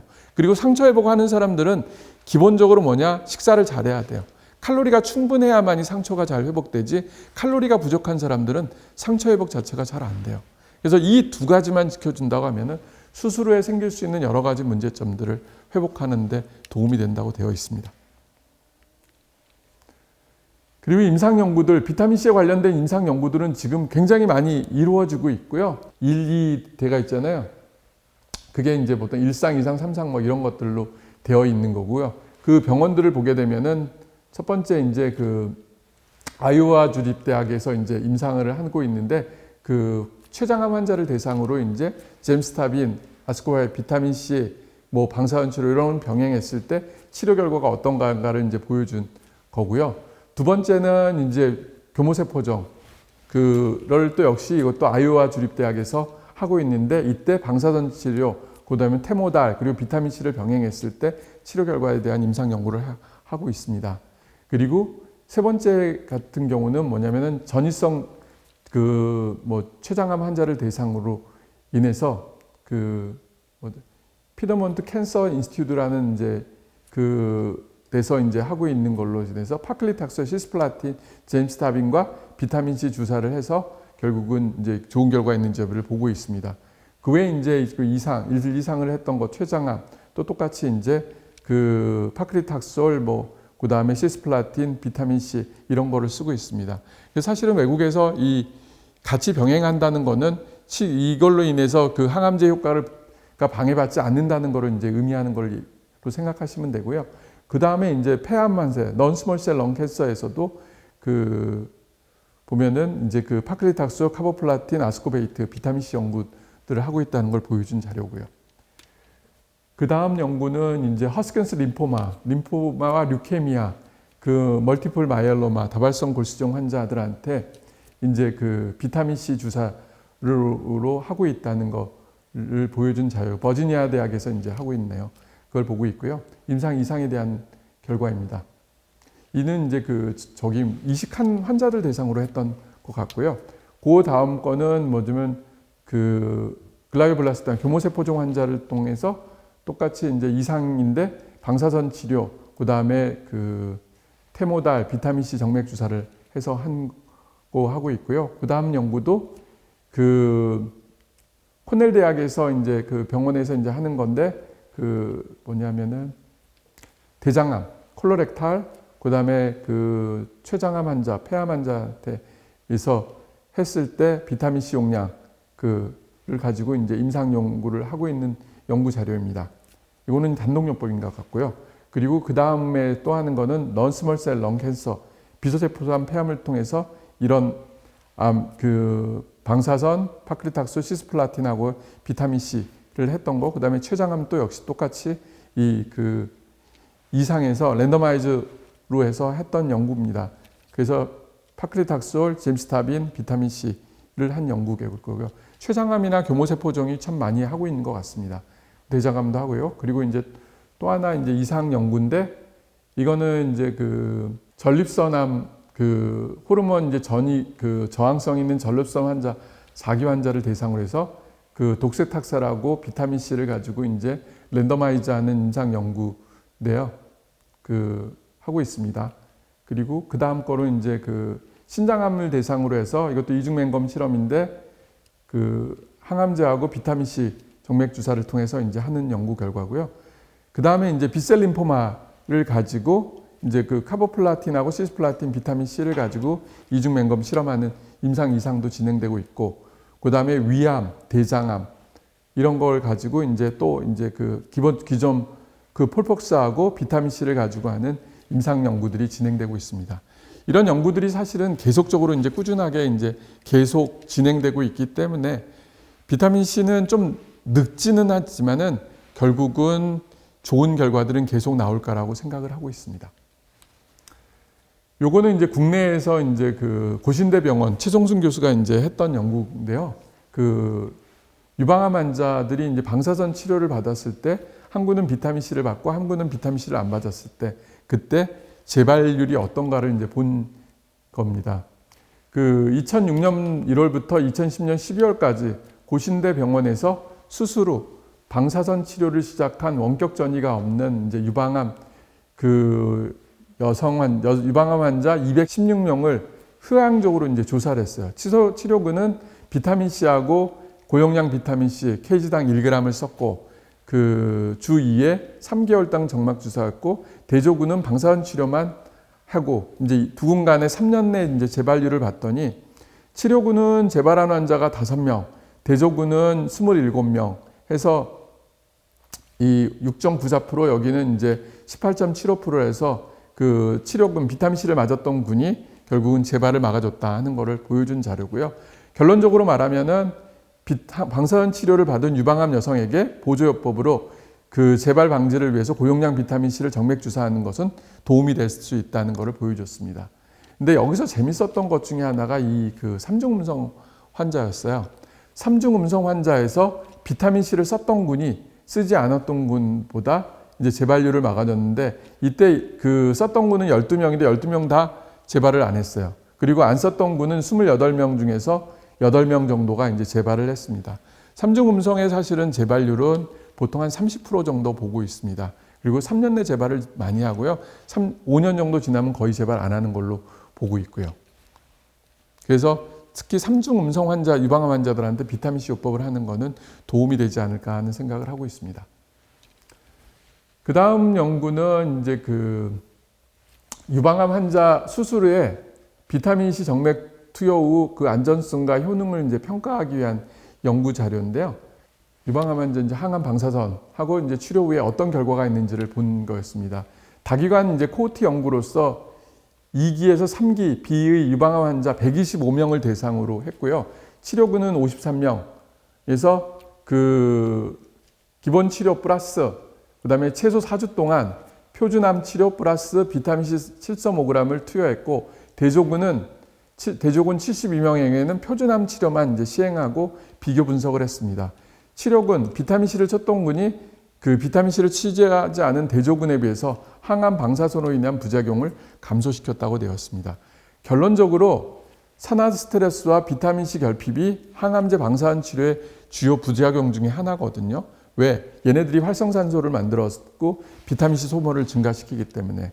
그래서 이때 비타민C 정맥 주사를 하게 되면은 부작용을 감소시킬 뿐만 아니라 비타민C가 몸에 들어가서 세포들을 튼튼하게 해주기 때문에 훨씬 더 건강하게 해준다는 것을 보여준 자료입니다.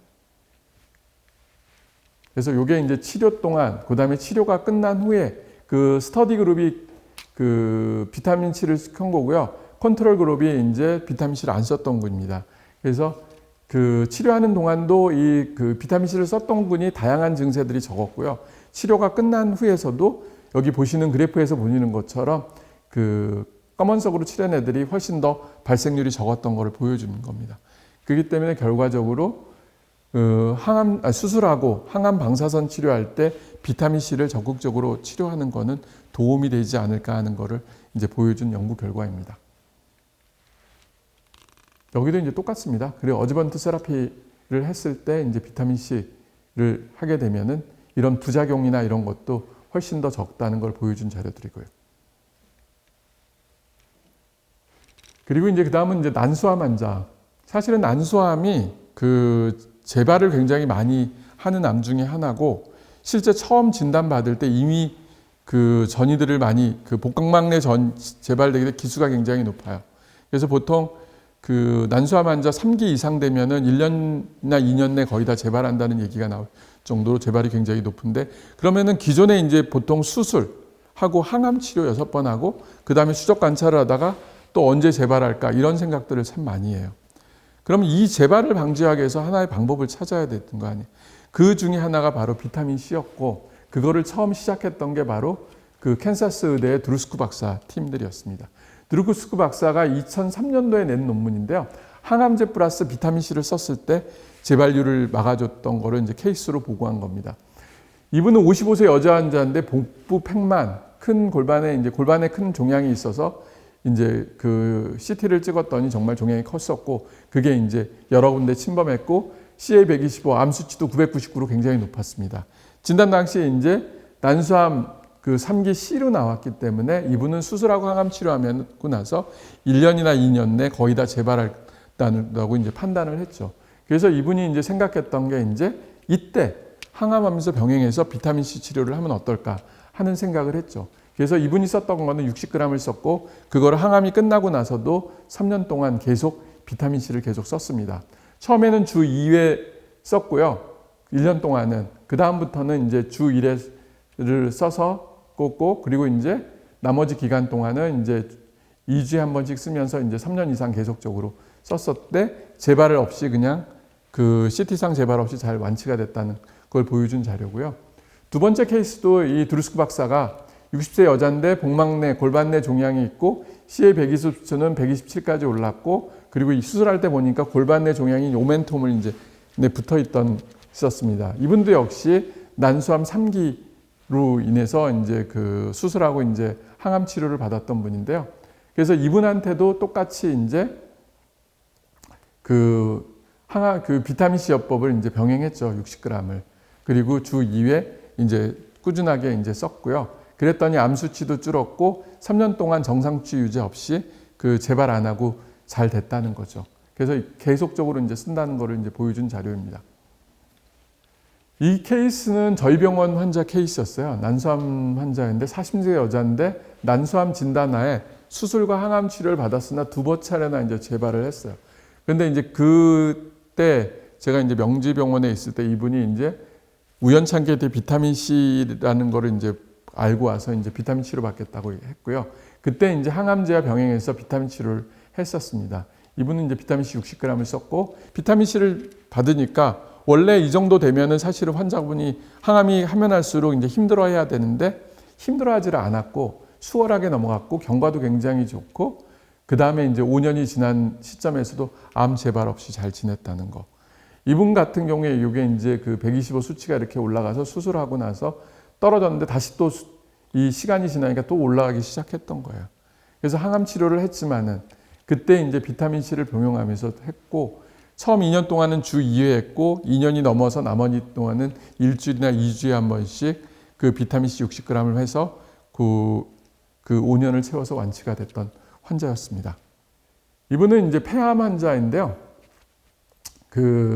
여기서 이제 곤잘레스 박사가 이제 폐암 환자에서 비타민C 요법을 해서 이제 완치됐던 케이스를 이제 보여준 사례입니다. 2016년도에 나온 논문이고요.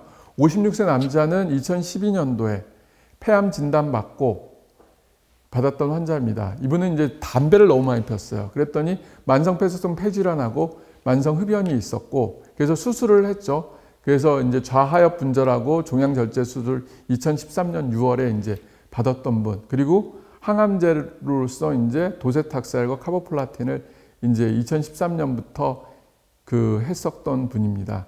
그리고 방사선 치료는 하진 않았고요. 추가적으로 이제 비타민C 고용량 요법을 이제 시행했고요. 그래서 2013년 항암이 끝나고 나서 그 다음부터 12월부터 2015년 6월까지 이제 했었습니다. 이분은 이제 주 3회 75g을 맞았고, 그때 혈중 농도가 이분은 400mg 데시리터 이상을 유지시켰어요. 그러니까 굉장히 이 수치를 잘 유지시켜서 치료를 했고, 그 다음에 이제 10년 동안 추적 결찰한 결과 재발 없이 잘 지냈다고 논문으로서 이제 발표를 했던 거죠. 이분이 만약 이제 수술하고 항암만 했다고 하면은 이분은 재발했을 가능성이 굉장히 높았던 환자였고, 비타민C를 꾸준히 함으로 인해, 그리고 치료 용량도 충분한 용량을 유지했기 때문에 재발 없이 완치가 되지 않았을까 하는 생각을 합니다. 그래서 전에부터 계속적으로 지금 계속 얘기 나눈 것 중에 하나가, 반드시 비타민 주사를 맞는 분들은 혈중 농도 검사를 꼭 해주는 것을 추천합니다. 그 다음 이제 폐암 환자 이제 논문인데, 준웬 등이 이제 보고한 이제 2020년도에 나온 논문입니다. 불응성 진단을 받은 이제 폐암 환자 3기에서 B에서 4기 환자, 비소세포성 폐암 환자인데, 이 환자를 대상으로 고주파 온열 치료하고 비타민C 병행을 해서 이제 치료 결과를 봤는데, 총 97명의 환자를 대상으로 했어요. 치료군은 비타민C하고 온열 치료, kg당 1g이니까 60kg인 사람은 60g 하고, 또 한 군은 이제 온열 치료만 이제 병행을 해서 무작위로 이제 이중 맹검을 했었던 거죠. 그랬더니 치료군이 대조군에 비해서 전체 생존율도 증가하고 무진행 생존율도 이제 증가하고, 그리고 질병 조절률도 훨씬 더 높다는 걸 보여줬습니다. 그래서 이 논문에 의하면은 비타민C 주사와 온열 치료를 병행하면은 더 좋은 결과를 보인다는 것을 보여준 자료입니다.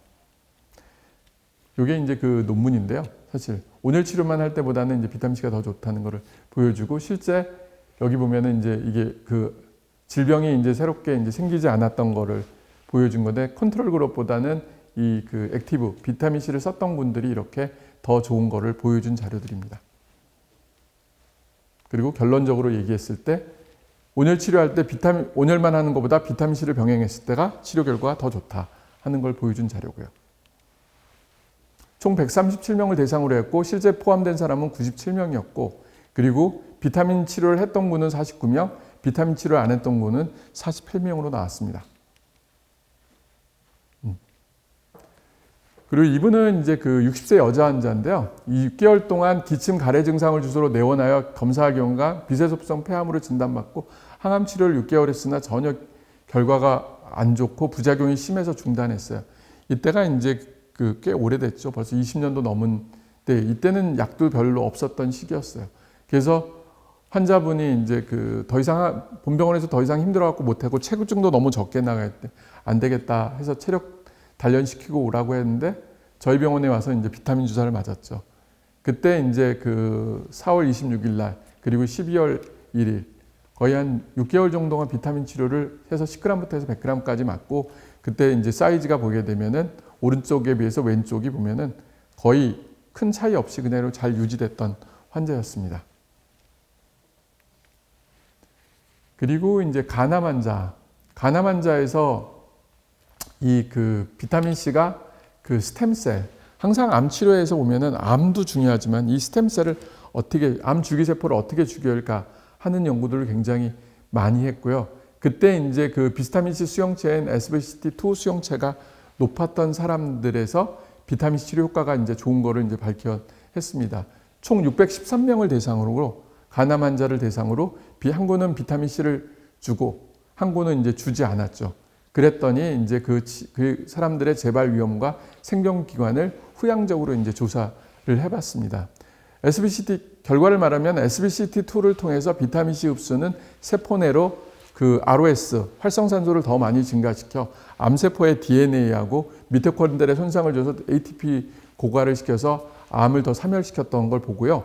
그리고 간줄기세포에서 SBCT2가 이제 간줄기세포가 많이 발현돼서 비타민 C에 더 민감했던 거를 이제 보여줄 수 있고, 그리고 실제 이런 성장을 억제하고 줄기세포를 이제 죽이는 거를 밝혀졌습니다. 결론적으로 말해서 비타민 C가 간암 세포를 그래서 효과적으로 죽이고 간줄기세포를 우선적으로 이제 근절시키는 데 도움이 돼서 간암 환자의 새로운 치료 전략으로서 제시할 수 있지 않을까 하는 생각을 했습니다. 간암도 아시는 것처럼 그 수술하고 나서 재발률이 굉장히 높아요. 색전술하고 나서도. 그러면 그 재발이 왜 하냐면 바로 그 기본적인 게 이제 바이러스예요. 간암의 원인이 그 간염이 있는 보균자분들이 간암이 잘 생기잖아요. 그 바이러스를 적극적으로 죽일 수 있는 것 중에 하나가 뭐냐? 바로 비타민 C라는 거죠. 그러면 비타민 C 수용체가 많은 분들이 결국은 이제 그 가서 바이러스를 잘 죽인다고 하면 비타민 C를 통해서 바이러스 잘 죽인다면은 간암을 억제하는 데 도움이 되고 그 실제로 간암 환자들한테 도움이 될 거라고 생각을 하고 있습니다. 그거를 논문으로 이제 그 발표한 논문이고요. 그 기전은 어떻게 되냐면 바로 이 세포를 주기 위해서 보게 되면은 이 비타민 C가 많을 때 SBCT2를 통해서 결국은 여기 셀 내로 들어가서 암세포를 이제 본격적으로 죽인다는 거죠. 그래서 줄기세포를 죽이는 기전 중에 하나가 이러는 거. 그리고 그 비타민 C 그 발현에 따라서 그 서바이벌이 이제 차이도 나오는데 발현이 높은 사람들이 또 서바이벌이 더 안 좋았다고 이제 결과들이 나와 있습니다. 그리고 비타민 C를 주게 되면 오히려 더 그거를 좋게 해줄 수 있다는 거를 보여준 자료이고요. 그래서 그 비타민 C 수용체가 있는 사람들은 비타민 C를 적극적으로 맞는 거를 추천해주는 연구 결과입니다. 요게 이제 그 분석들을 한 자료들이고요. 썼던 군 안 썼던 군에 뵀을 때 썼을 때가 이제 좋아졌던 걸 보여준 연구 자료고요. 이거는 이제 그 간암 환자, 세브란스 병원에서 그 논문 낸 건데요. 간암 환자의 폐 전이가 있었던 환자예요. 74세 여자 환자인데 간암으로 인해서 이제 나이가 많고 항암했는데 힘들어갖고 안 돼서 이분한테 이제 비타민 C 70g을 쓰고 나서 이 폐에 있는 암이 없어졌다고 해서 이제 논문으로 밝혀진 거죠. 그래서 이런 것들도 한번 정도 해볼 만한 이제 치료법 중에 하나가 아닐까 하는 생각을 보여준 자료입니다. 요거는 이제 제가 봤던 이제 환자고요. 2004년도에 만났던 부산에서 올랐던 환자였고 52세 여자 환자인데 간에 이제 저렇게 10cm 정도로 굉장히 커요. 근데 색전술을 했지만 이미 워낙 암이 크기 때문에 색전술로 인해서 얘네가 잡혀지질 않아요. 그래서 이제 병원에서는 더 이상 희망 없고 그리고 더 이상 했다가는 간이 이제 그 남아날 게 없기 때문에 돌아가신다는 이제 얘기도 이제 들었던 환자였죠. 실제 저도 옛날에 이제 전공의 때 간암 환자한테 색전술을 너무 세게 해서 이제 그 간이 버티지를 못해서 간부전으로 돌아가신 환자들을 봤습니다. 그래서 정말 그 정확하게 이제 지금은 워낙 그 영상학과 교수님들이 너무 실력이 월등하기 때문에 정확하게 타겟팅을 하지만은 너무 많이 어느 순간에 너무 많이 쓰다 보면은 오히려 간에 부담이 돼서 그걸로 회복이 못될 수가 있다는 거죠. 그래서 환자한테 저도 이제 이 당시에 더 적극적으로 색전술 하라는 말을 못 하겠더라고요. 그래서 올라와서 그때부터 이제 비타민 주사를 맞기 시작했습니다. 그랬더니 암 수치가 그 크기도 이제 줄기 시작했고요. 사이즈도 줄고 알파피토프로테인이라는 종양 수치도 정상으로 이제 떨어졌던 분이에요. 그 다음에 이제 2005년 7월 7일, 2007년 2월 20일까지 암이 이렇게 좋아진 상태로 계속 잘 유지되고 잘 이제 살아셨어요. 비타민 C로 맞고. 그 다음에 저 환자가 이제 더 이상 안 오시기 때문에 그 다음에 결과는 저도 어떻게든지 잘 모르고 있습니다. 근데 이분은 비타민 C로 맞고 좋은 결과를 얻었던 분 중에 하나죠. 다음은 이제 췌장암에 관련된 연구 결과인데요. 그 2011년도에 나온 논문입니다. 췌장암 세포에 대해서 이제 전임상 연구 자료인데요. 이때 비타민 C 하고 그 젬스타빈을 같이 썼을 때 췌장암이 어떻게 이제 죽는지에 대한 연구 자료입니다. 보게 되면 이제 셀 라인들이고요, 암세포들이고, 그때 그 여기 보시면은 이제 젬스타빈하고 아스코빅산, 비타민 C, 젬스타빈, 아스코빅산, 셀 라인 이렇게 썼을 때 이 두 가지를 같이 썼을 때가 가장 암세포를 잘 죽인다고 되어 있고, 그거는 여러 가지 이제 데이터를 통해서 이제 보여주고 있습니다. 그리고 억제 효과도 있고 그렇습니다. 네, 다음은 이제 임상 자료인데요. 췌장암 환자를 가지고 이제 했던 거, 그 전이가 있는 췌장암 환자들한테 항암제 플러스 젬스타빈 플러스 비타민 C를 썼을 때 어떤 결과가 있는지를 보여준 자료입니다.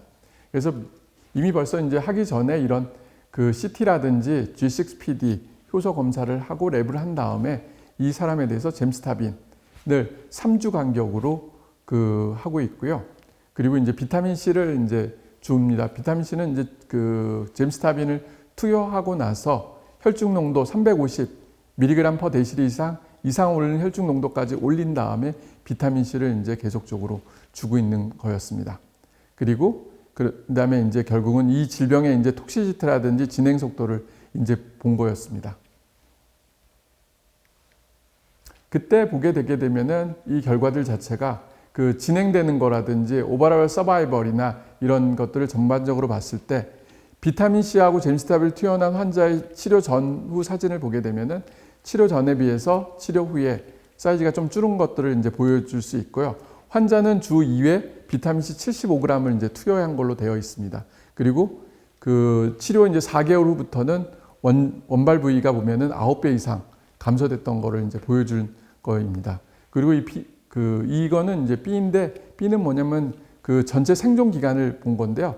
그 4기 췌장암 환자에서 젬스타빈과 비타민 C를 병행요법을 한 결과 평균 생존 기간이 12개월로 증가돼서 젬스타빈만 했던 군의 일반적인 평균 기간은 5.65개월보다 한 2배 정도 더 증가한 것을 보여준 자료입니다.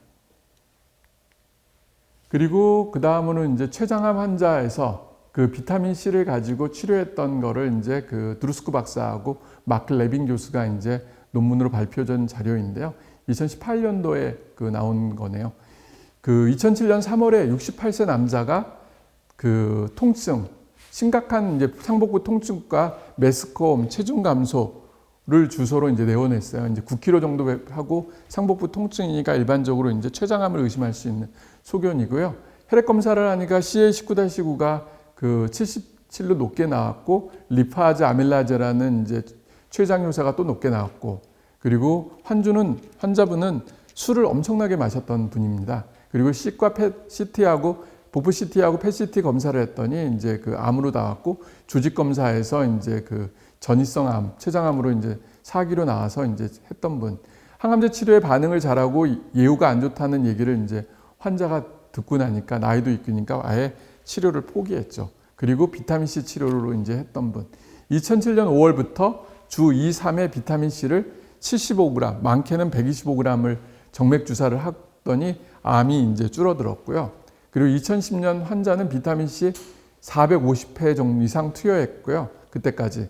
그리고 정기적인 혈액 검사 등 그 CA19-9라는 암 수치라든지 췌장 요소, 간 요소, 신장 요소 등 다양한 혈중 농도 혈액 검사들이 다 정상으로 나왔어요. 그리고 이제 그 2010년 11월에서 CT나 펫 CT 상에서 더 이상 암은 커지거나 줄지 않고 그 상태로 이제 작아진 상태로 중지된 상태로 잘 유지가 됐었습니다. 근데 2011년 2월 달에 갑작스럽게 이제 소장 천공이 있어 응급 수술을 받았지만은 결국은 폐혈증으로 이제 돌아가셨던 환자입니다.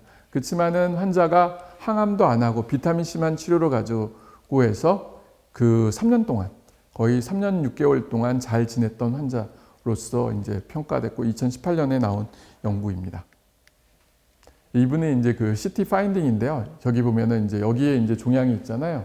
이 부위가 오른쪽 부위부터 밝게 보이는 부위, 그리고 간에도 이런 종양들이 점점 없어졌던 거를 사진으로 보여줍니다. 그래서 저기 보면은 아예 하였던 것들이 점점 색깔도 연해지고, 그리고 간에 있던 것도 보여주지 않게 이제 되어 있는 거죠. 그게 이제 암의 활성도라든지 암이 없어지는 것을 보여준 자료입니다. 그래서 이 패트를 계속 2010년도까지 했을 때 좋아졌던 걸 보여줬습니다. 이거는 이제 그 대장암 환자를 대상으로 3기 폴폭스하고 폴폭스 플러스 그 항암제 플러스 비타민 C를 고용량을 했던 것에 대한 이제 연구 결과인데요. 이때 보면은 비타민 C 전이성 4기 환자를 대상으로 고용량 비타민 C하고 폴폭스 아바스틴의 이제 효능 및 안정성을 비교한 자료입니다. 그래서 한 군은 폴폭스하고 아바스틴을 썼고 한 군은 폴폭스하고 아바스틴 플러스 비타민 C를 써서 이제 비교한 건데요. 2017년부터 2019년 사이에 전이성 대장암으로 진단받은 442명을 대상으로 했고요. 치료군은 비타민 C를 항암하고 나서 그 다음 1, 2, 3일 동안 이제 kg당 1.5g까지 그 용량을 올려서 3시간 동안 정맥 투여를 했습니다. 그리고 한 군은 그 대조군은 폴폭스하고 아바스틴만 했었던 거죠. 그랬을 때 보면은 전체 이제 그 무진행 생존 기간을 봤을 때 표준 항암 플러스 비타민 C를 썼던 거는 그 전체 환자는 8.6개월, 그리고 표준 항암은 8.3개월로 뭐 0.3개월이니까 큰 차이는 없었고요. 근데 라스 뮤테이션이 있는 돌연변이가 있는 경우에서는 비타민 C를 썼던 군이 9.2개월로서 그 표준 항암만 썼던 군에 비해서 더 생존 기간이 더 증가했다고 이제 보였던 인상 3상 연구 결과예요. 그래서 실제 어떤 환자분들한테는 비타민 C가 오히려 더 좋은 결과를 보여주고 있고요. 그리고 이 항암할 때 비타민 C를 썼다고 해서 항암제 부작용이 더 늘었거나 항암제 효과를 더 낮추거나 그런 것지는 않았었습니다. 이게 이제 그 467명 중에 포함된 분은 442명이었고 그 중에서 이제 221명은 항암제만 했고 다른 또 221명은 항암제 플러스 비타민 C를 병행해서 결국은 두 군 간에 이제 비교를 했던 거죠. 그래서 요거는 이제 그 인구 통계학적인 자료들을 두 군 간에 이제 보여준 자료고요. 그리고 요거는 이제 치료 결과인데요.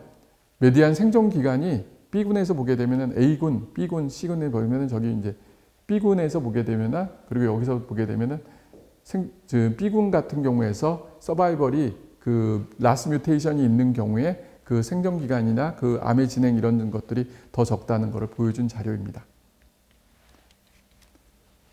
그래서 그 부작용 같은 것도 보면은 두 군 간에 특별하게 더 했다고 해서 부작용이나 이런 것들은 있지는 않았습니다. 이분은 이제 대장암 환자였는데요. 그 60세 여자 환자인데 대장암이 간에 재발됐습니다. 2004년도에.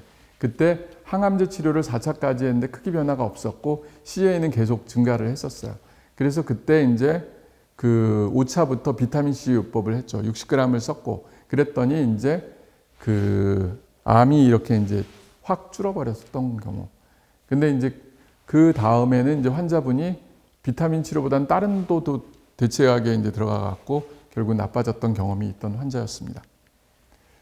요번은 이제 소장암 환자, 77세 남자 환자인데요. 장폐세를 주소로 내원하여 검사한 결과 소장의 암이 저렇게 컸어요. 이때 이제 나이가 너무 많기 때문에 20년 전이니까 그때 이제 항암 치료도 안 하고 이제 호스피스 케어하라고 이제 저희 과로 이제 왔을 때 저희 과에서 이제 비타민 주사를 맞고 이 그 장도 풀리고 그리고 암이 줄었던 경우였습니다. 그래서 환자분을 이렇게 CT 찍었는데 이제 이렇게 그 3개월 후에 됐더니 암이 이렇게 굉장히 줄은 상황이었고요. 비타민 C는 아시는 것처럼 그 주사 맞는 게 사실은 좀 편하지는 않아요. 용량이 많으면 많을수록 되게 힘들었던 환자였었습니다. 이분은 이제 위암 환자, 78세 남자인데 혈변을 주소로 내원하여 검사한 결과 위암 4기로 진단받고 나이가 고령이에요. 78세. 그분도 이제 20년 전에 이제 있던 분인데 고령이라 항암제 치료를 거부하고 비타민 C하고 이뮨셀 치료만 받았던 분이에요. 그랬더니 저 간의 암이 이렇게 확 줄었습니다. 근데 이분은 이제 위에 있던 암이면서 갑자기 출혈이 확 생기면서 나중에 이제 그 빈혈로서 그 돌아가셨던 분입니다. 이분은 이제 45세 여자 환자, 위암 4기로 간전이가 있어 수술이 불가능했던 환자였고요. 7차례 항암 치료 중 환자 전신 상태가 나빠져 그 항암 치료 포기 후 비타민 치료를 시작했는데 비타민 치료 시작 후 6개월까지는 암이 크기가 이제 변화가 없다가 잘 지냈어요. 암이 괜찮고 그러다가 갑자기 또 암이 커지기 시작하면서 6개월 만에 이제 폐혈증으로 이제 사망을 했지만은 그래도 치료했던 6개월 동안은 굉장히 환자분이 행복했고 식사하는데 문제없고 잘 보냈던 환자 중에 하나였습니다. 근데 이 환자를 내세웠던 건 뭐냐면 치료 방법이 없을 때 만약 비타민 치료를 해줘갖고 3개월이나 6개월 동안만 암 사이즈가 안 크고 유지만 된다고 하면은 그 다음 항암제를 더 쓸 수가 있는 기회를 생길 수가 있어요. 그래서 여러분들이 혹시라도 자기 지금 상황에서 치료 방법이 없어. 그때 비타민 치료를 한번 해보는 건 어떨까. 그래서 효과가 있어서 3에서 6개월 정도만 그 유지만 한다면 그 기간 동안 또 항암제는 또 개발이 돼서 나와서 임상을 또 할 수 있는 기회가 될 수 있습니다. 이분은 40세 여자인데 위암 4기 진단받고 수술과 항암제 치료를 했는데 항암제 부작용이 너무 심해서 중지하려고 할 때 고용량 비타민C 60g을 이제 투여하고 나서 결국 잘 지냈어요. 그래서 이제 20년 동안 고용량 비타민C 주사를 맞으면서 지금도 잘 지내고 있고 암은 재발되지 않은 상황으로 유지하고 있습니다. 그 다음에 이 환자는 위암 4기 환자, 40대 남자 환자, 복막내 전이를 동반한 위암 4기 진단 후에 항암제 고주파 온열 치료, 비타민 치료를 하고 나서 12분 만에 암이 없어졌고 그리고 복막내 소견이 없어서 결국 수술하고 지금은 완치돼서 잘 지내고 있는 환자입니다. 옛날에는 불가능했던 것들이 지금은 가능해지고 있다는 게 의료가 계속 발전하고 있는 것 중에 하나죠. 이분은 이제 33세 남자 환자, 2002년 2월에 이제 3기 진단받고 수술과 항암 치료를 받고 잘 지내다가 2004년 2월부터 이제 서해부 림포절이 잡혀 조직 검사를 했더니 이제 정상으로 나왔어요.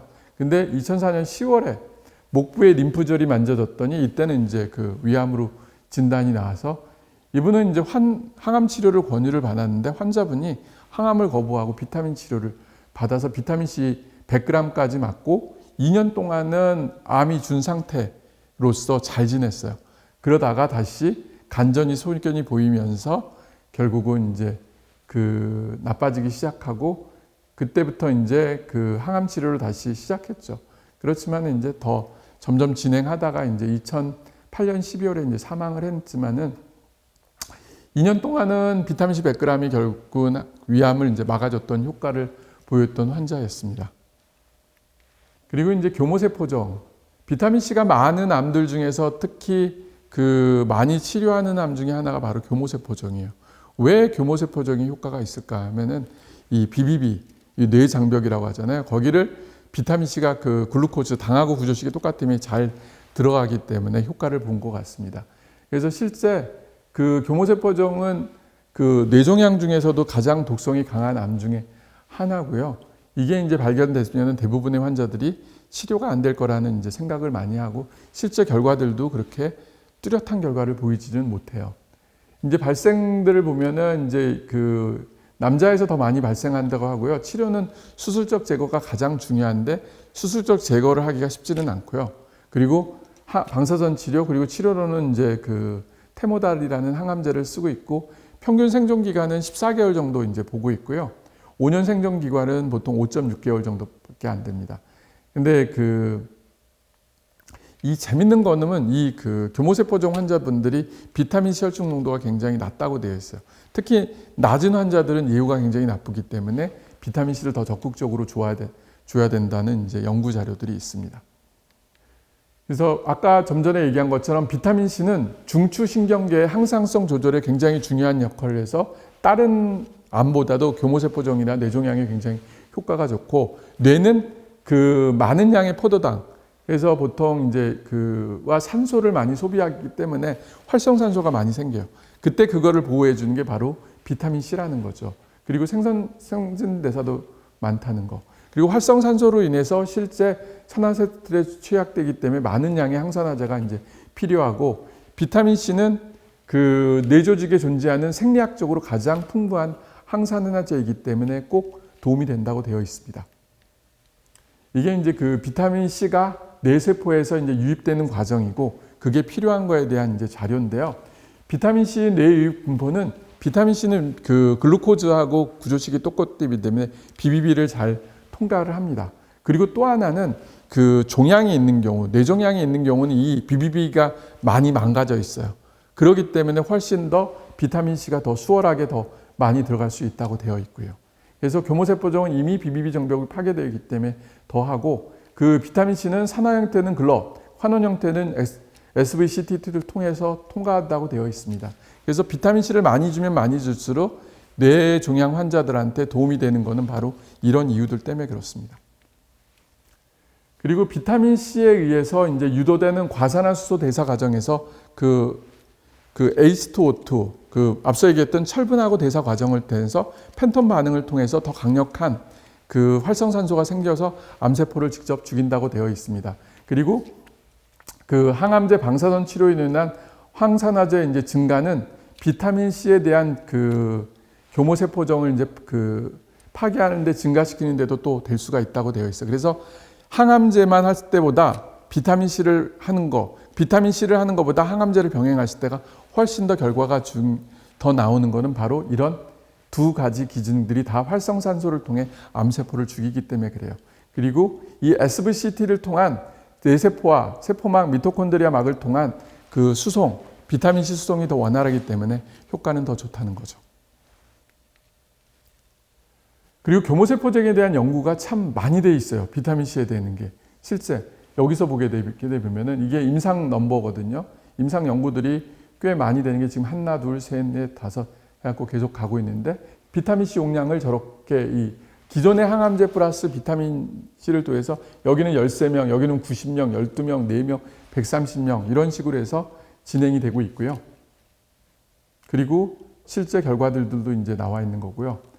그리고 여기 보게 되면은 연구들이 이런 식으로 둘, 넷, 여섯, 여덟 이런 식으로 이제 되어 있고 그 환자 군도 작은 군이 아니라 굉장히 많은 군들을 지금 그 70명, 170명, 100 이런 식으로 쓰고 있다는 게 이제 지금 임상 연구들입니다. 그리고 주사요법도 하고 경부제도를 하면서 어떤 게 이제 효과가 있는지는 이제 보고 있습니다. 요거는 이제 그 연구 결과 중에 하나인데요. 여기 보면 위스콘신 대학에서 이제 나왔던 그 연구전인데 교모세포종 11명을 대상으로 2개월 동안은 항암제와 방사선 치료, 비타민C를 주 3회 했고요. 7개월 동안은 항암제하고 비타민C를 주 2회 썼습니다. 그랬더니 생존 기간이 18에서 22개월로 기존에 14에서 16개월보다 6개월에서 뭐 길게는 8개월 정도가 더 그 길어진 거를 보여줬습니다. 그렇기 때문에 그 항암제하고 방사선 치료만 하는 것보다 이거를 병행하는 게 더 좋고 또 하나 좋은 점은 뭐냐? 이 그 방사선 치료로 인한 뇌에 손상된 거를 비타민C가 또 보호해주는 효과를 갖고 있어요. 항산화 역할을 하면서. 그 뇌종양 환자들이 또 나중되게 되면 힘들어하는 것 중에 뭐가 있냐면은 바로 방사선 치료를 받으면서 뇌세포가 깨져서 치매가 또 빨리 와요. 과거에 이제 어떤 애 아빠를 만난 적이 있었는데 그 애가 그 교모세포증인데 애를 위해서 진짜 수술하고 항암 방사선 치료를 했더니 애가 이제 치료 결과는 괜찮았는데 치매가 빨리 왔어요. 그러면서 애가 난폭해가지고 뭐 여러 가지 변화하고 얘가 점점 자기 생활을 잃어가는 거를 보면서 그 부모가 했던 얘기 중에 하나가 이렇게 했던 게 정말 좋은 방법이었나 하는 그런 생각들을 하더라고요. 그래서 교모세포종 환자들, 뇌종양 환자들이 만약 이제 항암 방사선을 하게 되면은 비타민 치료를 꼭 받는 거를 저는 추천을 하고요. 또 하나 이제 더 할 수만 있다면은 고압산소 치료를 받으면은 이 방사선으로 인한 후유증을 예방하는데 좋은 도움이 될 거라고 생각하고 있습니다. 이분은 이제 또 임상실험 중에 열 몇 개 임상실험 중에 또 하나인데요. 기존의 항암 치료와 더불어 비타민C 병행 요법을 했을 때, 근데 이때는 13명의 환자를 대상으로 항암제 방사선 치료 비타민C 용량을 125g까지 오고 혈중 농도 350mg/dL 이상을 유지시켰던 연구였습니다. 부작용은 거의 없고요. 그리고 했더니 전체 생존 기간이 18.3개월, 기존에 비해서 4개월 정도 더 증가했었고 여기에 이제 한 명의 환자, 뉴질랜드 이제 교모세포종을 앓고 있는 한 여성은 이 치료들을 해서 4년 넘게 좋은 결과를 보고 있다고 이제 보고했었습니다. 그래서 기존의 생존 기간보다 훨씬 더 오래 사는 거는 맞는 것 같습니다. 연구가 두 가지가 다 이제 비슷한 연구긴 하지만. 그리고 그 다음 이제 이상이 진행되고 있는데요. 이거는 이제 방사선 치료 플러스 87.5g 비타민 치료. 이것도 혈중 농도가 이제 350 이상일 거라고 이제 생각하고 있고요. 주 3회. 그리고 항암 치료할 때는 비타민 C 주 2회를 해서 이제 결과를 보는데요. 임상 일상에서 이제 좋은 결과를 얻었기 때문에 그거를 기반으로 해서 했 거고, 이거는 이제 대상 환자가 90명입니다. 이 결과가 나오면 정말 거의 이제 스탠다드가 되지 않을까 하는 생각이고요. 평가는 뭐냐면 전체 생존율 그리고 부작용 빈도와 3회질 비교를 이제 하는데, 이거는 지금 현재 그 결과가 아직 다 안 나온 상태입니다. 근데 좋은 결과가 나올 거라고 지금 생각하고 있고요. 네, 다음 환자는 제가 치료했던 환자인데요. 33세 남자 환자로 2002년 8월 4일에 구토 증세를 증상으로 이제 대학병원에 가서 이제 MRI를 찍었더니 이제 교모세포종으로 나왔어요. 그래서 수술, 항암 치료, 이제 그 방사선 치료를 받았으나 큰 효과를 받지는 못하고 또 재발이 됐어요. 그래서 그 다음부터 이제 비타민 치료를 했죠. 그러면서 이제 결과가 잘 유지되면서 그 17년 정도 사셨다가 나중에 이제 그 치매, 암 때문에 돌아가신 건 아니고 치매가 심해지면서 결국 돌아가셨던 환자였습니다. 이분은 이제 그 국소 재발을 여러 번 했어요. 비타민 치료를 하는 동안에도 비타민 치료라는 게 이제 계속 하기가 쉽지는 않아요. 매일같이 이제 비타민 주사를 맞을 수가 없는 거기 때문에. 그러다가 이제 또 재발이 되면 국소 재발하면 또 수술하고, 또 괜찮으면 또 비타민 치료하다가 또 수술하고, 그리고 한 번은 또 그 이민셀 치료도 하면서 환자가 이제 17년 정도 사셨는데, 마지막 때니까 이제 그 이 뇌 손상됐던 걸로 인해 치매들이 오니까 결국은 이제 그게 진행되면서 이제 몇 년 치매로 인해서 뇌가 안 좋으면서 돌아가셨던 환자였습니다. 근데 치료가 참 도움이 됐던 환자 중에 하나였고요. 그래서 지금은 생각해 보면서 그 교모세포종 환자분들이 그 치료도 중요한데, 혹시 나중에 방사선 치료로 인해서 또는 항암, 수술로 인해서 뇌 손상에 대해서 예비를 위해서 비타민 치료도 좋고 글루타치온 주사도 좋고 고압산소 치료를 받아보는 게 어떨까 하는 생각을 갖게 해줬습니다. 이분은 흑색종 환자인데요. 70세 남자인데 우측 서해부에 종양이 7 곱하기 7cm가 잡혀 있어요. 조직 검사를 해보니까 이제 흑색종으로 진단되고, 그리고 이제 항암 치료를 했는데 실패를 했어요. 그래서 저희 병원에 이제 와갖고 비타민 C 치료를 했죠. 그때 처음에 60g을 썼는데 암이 그 흉벽에 있는 암이 생겼어요. 3 곱하기 3cm 정도에. 그래갖고 그거를 조직 검사를 했더니 역시 또 여기도 흑색종으로 해서 이때 용량을 100g으로 올렸죠. 그래서 이때 5일 동안 100g을 계속 썼더니 그 흉배 종양도 없어지고 이 서해부 종양도 2 곱하기 2cm로 이제 감소되었습니다. 근데 환자가 이제 연고지가 이제 대구로 가시기 때문에 대구로 내려가서 이제 잘 지내시다가 2003년도에 이제 그 12월까지 이제 지내시다가 이제 2013년 12월까지 대구에서 계속 비타민 주사를 맞았습니다. 그때까지 이제 잘 괜찮았었죠. 그 후에 이제 2004년 4월에 갑자기 또 암이 다발성으로 이제 생기기 시작했어요. 비타민 치료를 받다 보면 이게 참 그 확신이 없는 한 끈기 있게 계속 가기가 쉽지는 않아요. 그리고 이 주사 혈관이 지금은 이제 케모포트라는 게 있지만은 그때는 이제 혈관으로 맞아야 되기 때문에 되게 그 혈관이 없고 나이가 드니까 더더욱 이제 없었던 분이에요. 그러다가 이제 한참 비타민을 못 맞았다고 얘기를 하시더라고요. 그러다가 이제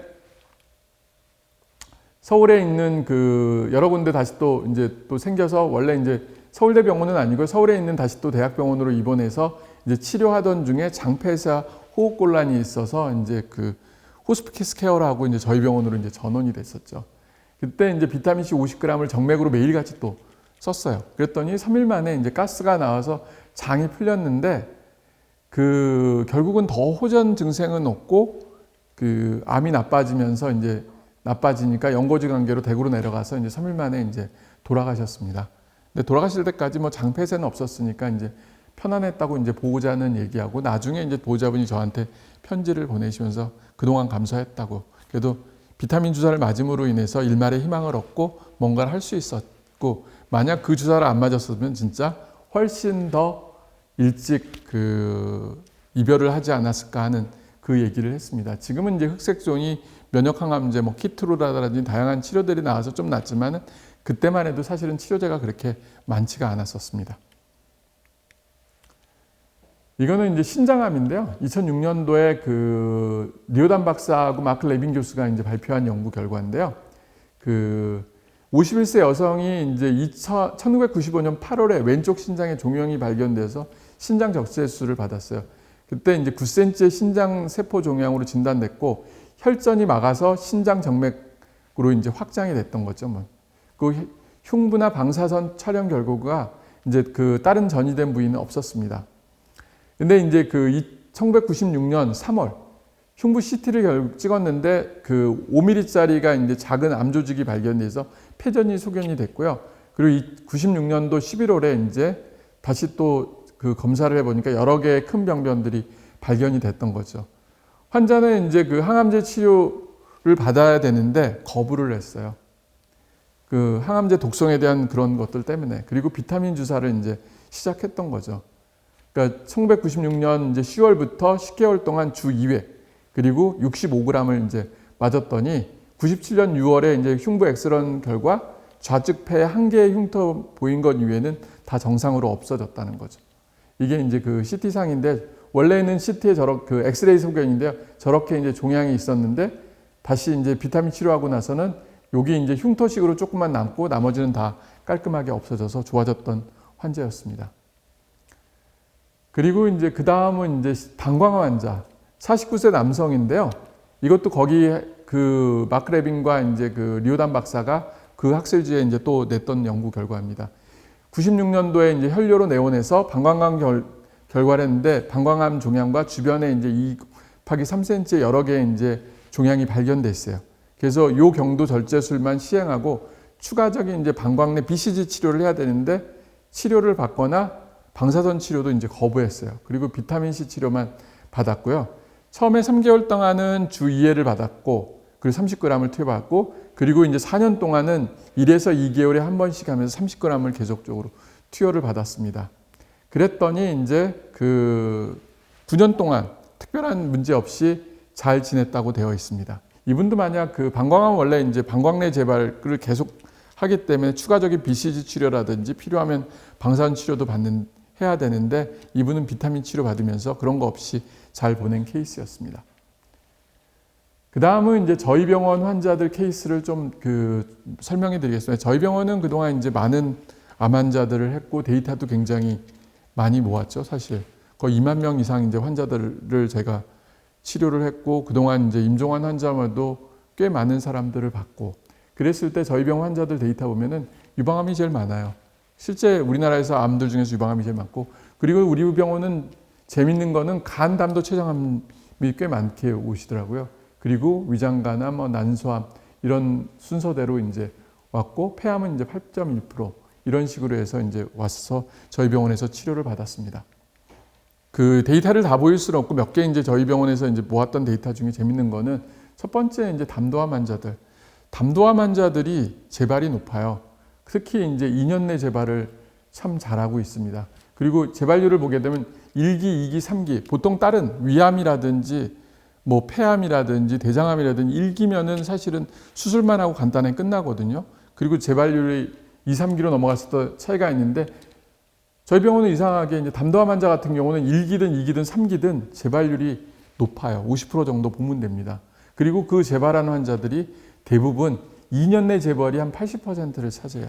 그래서 저는 환자분들한테 수술하고 나서도 2년 동안은 더 열심히 치료를 해야 된다고 합니다. 얘기합니다. 보통 이제 항암 치료도 할 수 있지만 항암을 안 한다 하더라도 비타민, 온열, 그리고 이민셀 면역 치료라든지 이런 거를 통해서 2년 동안 어떻게든 재발률을 막아주면은 거의 그 80% 이상은 재발을 막아준다는 거. 그래서 재발률이 50%가 넘는데 대부분 2년 내 재발하니까 그동안은 잘 막아야 된다. 그 얘기를 해줬고요. 또 하나는 이제 췌장암 환자도 비슷합니다. 사실은. 췌장과 대장은 소화효소랑 관계돼서 그런데 이때도 보면은 대부분 1기, 2기, 3기라고 해서 크게 재발률의 차이가 나는 건 아니에요. 그리고 재발들도 보면은 대부분 2년 내 재발을 제일 많이 해요. 그래서 보면은 그 재발률도 높고 1기, 2기, 3기든 치료하고 나서도 2년 동안은 더 적극적으로 재발 방지하기 위한 치료를 꼭 받으라는 얘기를 꼭 해주는 게 저희 이 데이터를 가지고 설명을 합니다. 그리고 이제 3중 음성 유방암 환자. 3중 음성 유방암 환자들은 이제 그래도 기수의 차이가 있어서 이거 보면 1기, 2기가 저 정도 되고 3기가 되면 조금 기수가 좀 줄어드는 것 같아요. 그래서 재발률은 보통 한 30% 정도 보고요. 제일 대표적인 게 3주 우선 3년 내 재발을 제일 많이 해요. 그래서 3년만 잘 버텨라. 그러면은 재발률도 확실히 줄어든다. 실제 재발률은 33.8%였고 3년 내 재발이 78.3%를 차지했습니다. 이건 어디까지나 저희 병원 데이터고요. 저희 병원 데이터가 사실은 다른 데 전반적인 데이터들랑 크게 차이는 안 나는 것 같아요. 그렇지만 이거를 가지고 내가 어느 상태에 있고 어떤 상태에 있고 어디에 있느냐에 따라서 치료 방법들을 더 적극적으로 할지 덜 적극적으로 할지를 결정하게 되겠습니다. 그리고 이제 이 중간 생존율, 그 생존 기간은 비타민 C를 썼던 군하고 쓰지 않았던 군이거든요. 이 yes는 비타민 C를 썼던 군이고요. no는 비타민 C를 쓰지 않았던 군이 있을 때 비타민 C를 썼던 군, 담도암 환자는 617일을 더 사셨고요. 쓰지 않았던 군은 486일로 썼던 군이 쓰지 않았던 군보다 확실히 이제 더 오래 사셨어요. 근데 췌장암 같은 경우는 565일, 이거는 459일. 그리고 유방암 3중 음성 환자들도 똑같이 비타민C를 썼던 군이 안 썼던 군보다 더 생존율이 더 좋다는 거. 그래서 이 힘든 환자분들한테 비타민C를 더 적극적으로 하나의 그 옵션으로 써보는 게 어떨까 하는 그런 생각들은 하고도 있었습니다. 결론을 이제 말씀드리면은 암 환자에서 비타민 치료는 사실은 굉장히 좋은 치료 중에 하나예요. 그렇지만 내가 이 치료를 할지 안 할지에 대한 망설임을 되게 많이 합니다. 근데 대학병원에서는 사실은 비타민 치료를 좋아하는 선생님도 있고 싫어하는 선생님도 있어요. 옛날에 이제 지도 교수님도 이제 암에 걸리셨는데 그 교수님도 나중에 치료가 끝나고 나서 재발 방지를 위해서 비타민C 주사를 계속 맞으셨어요. 근데 실제 그 어떤 재발 방지 프로그램들 중에서 비타민C만큼 좋은 건 없다고 저는 생각을 합니다. 그러면 어떤 기준으로 할 건가? 비타민 치료를 하겠다고 생각했을 때 저는 기본적인 거는 이제 수용체 검사를 한번 해보는 거라는 거죠. 수용체 검사를 해서 내가 수용체가 있는 경우는 항암 효과까지 용량이 올라가는 걸 추천을 해요.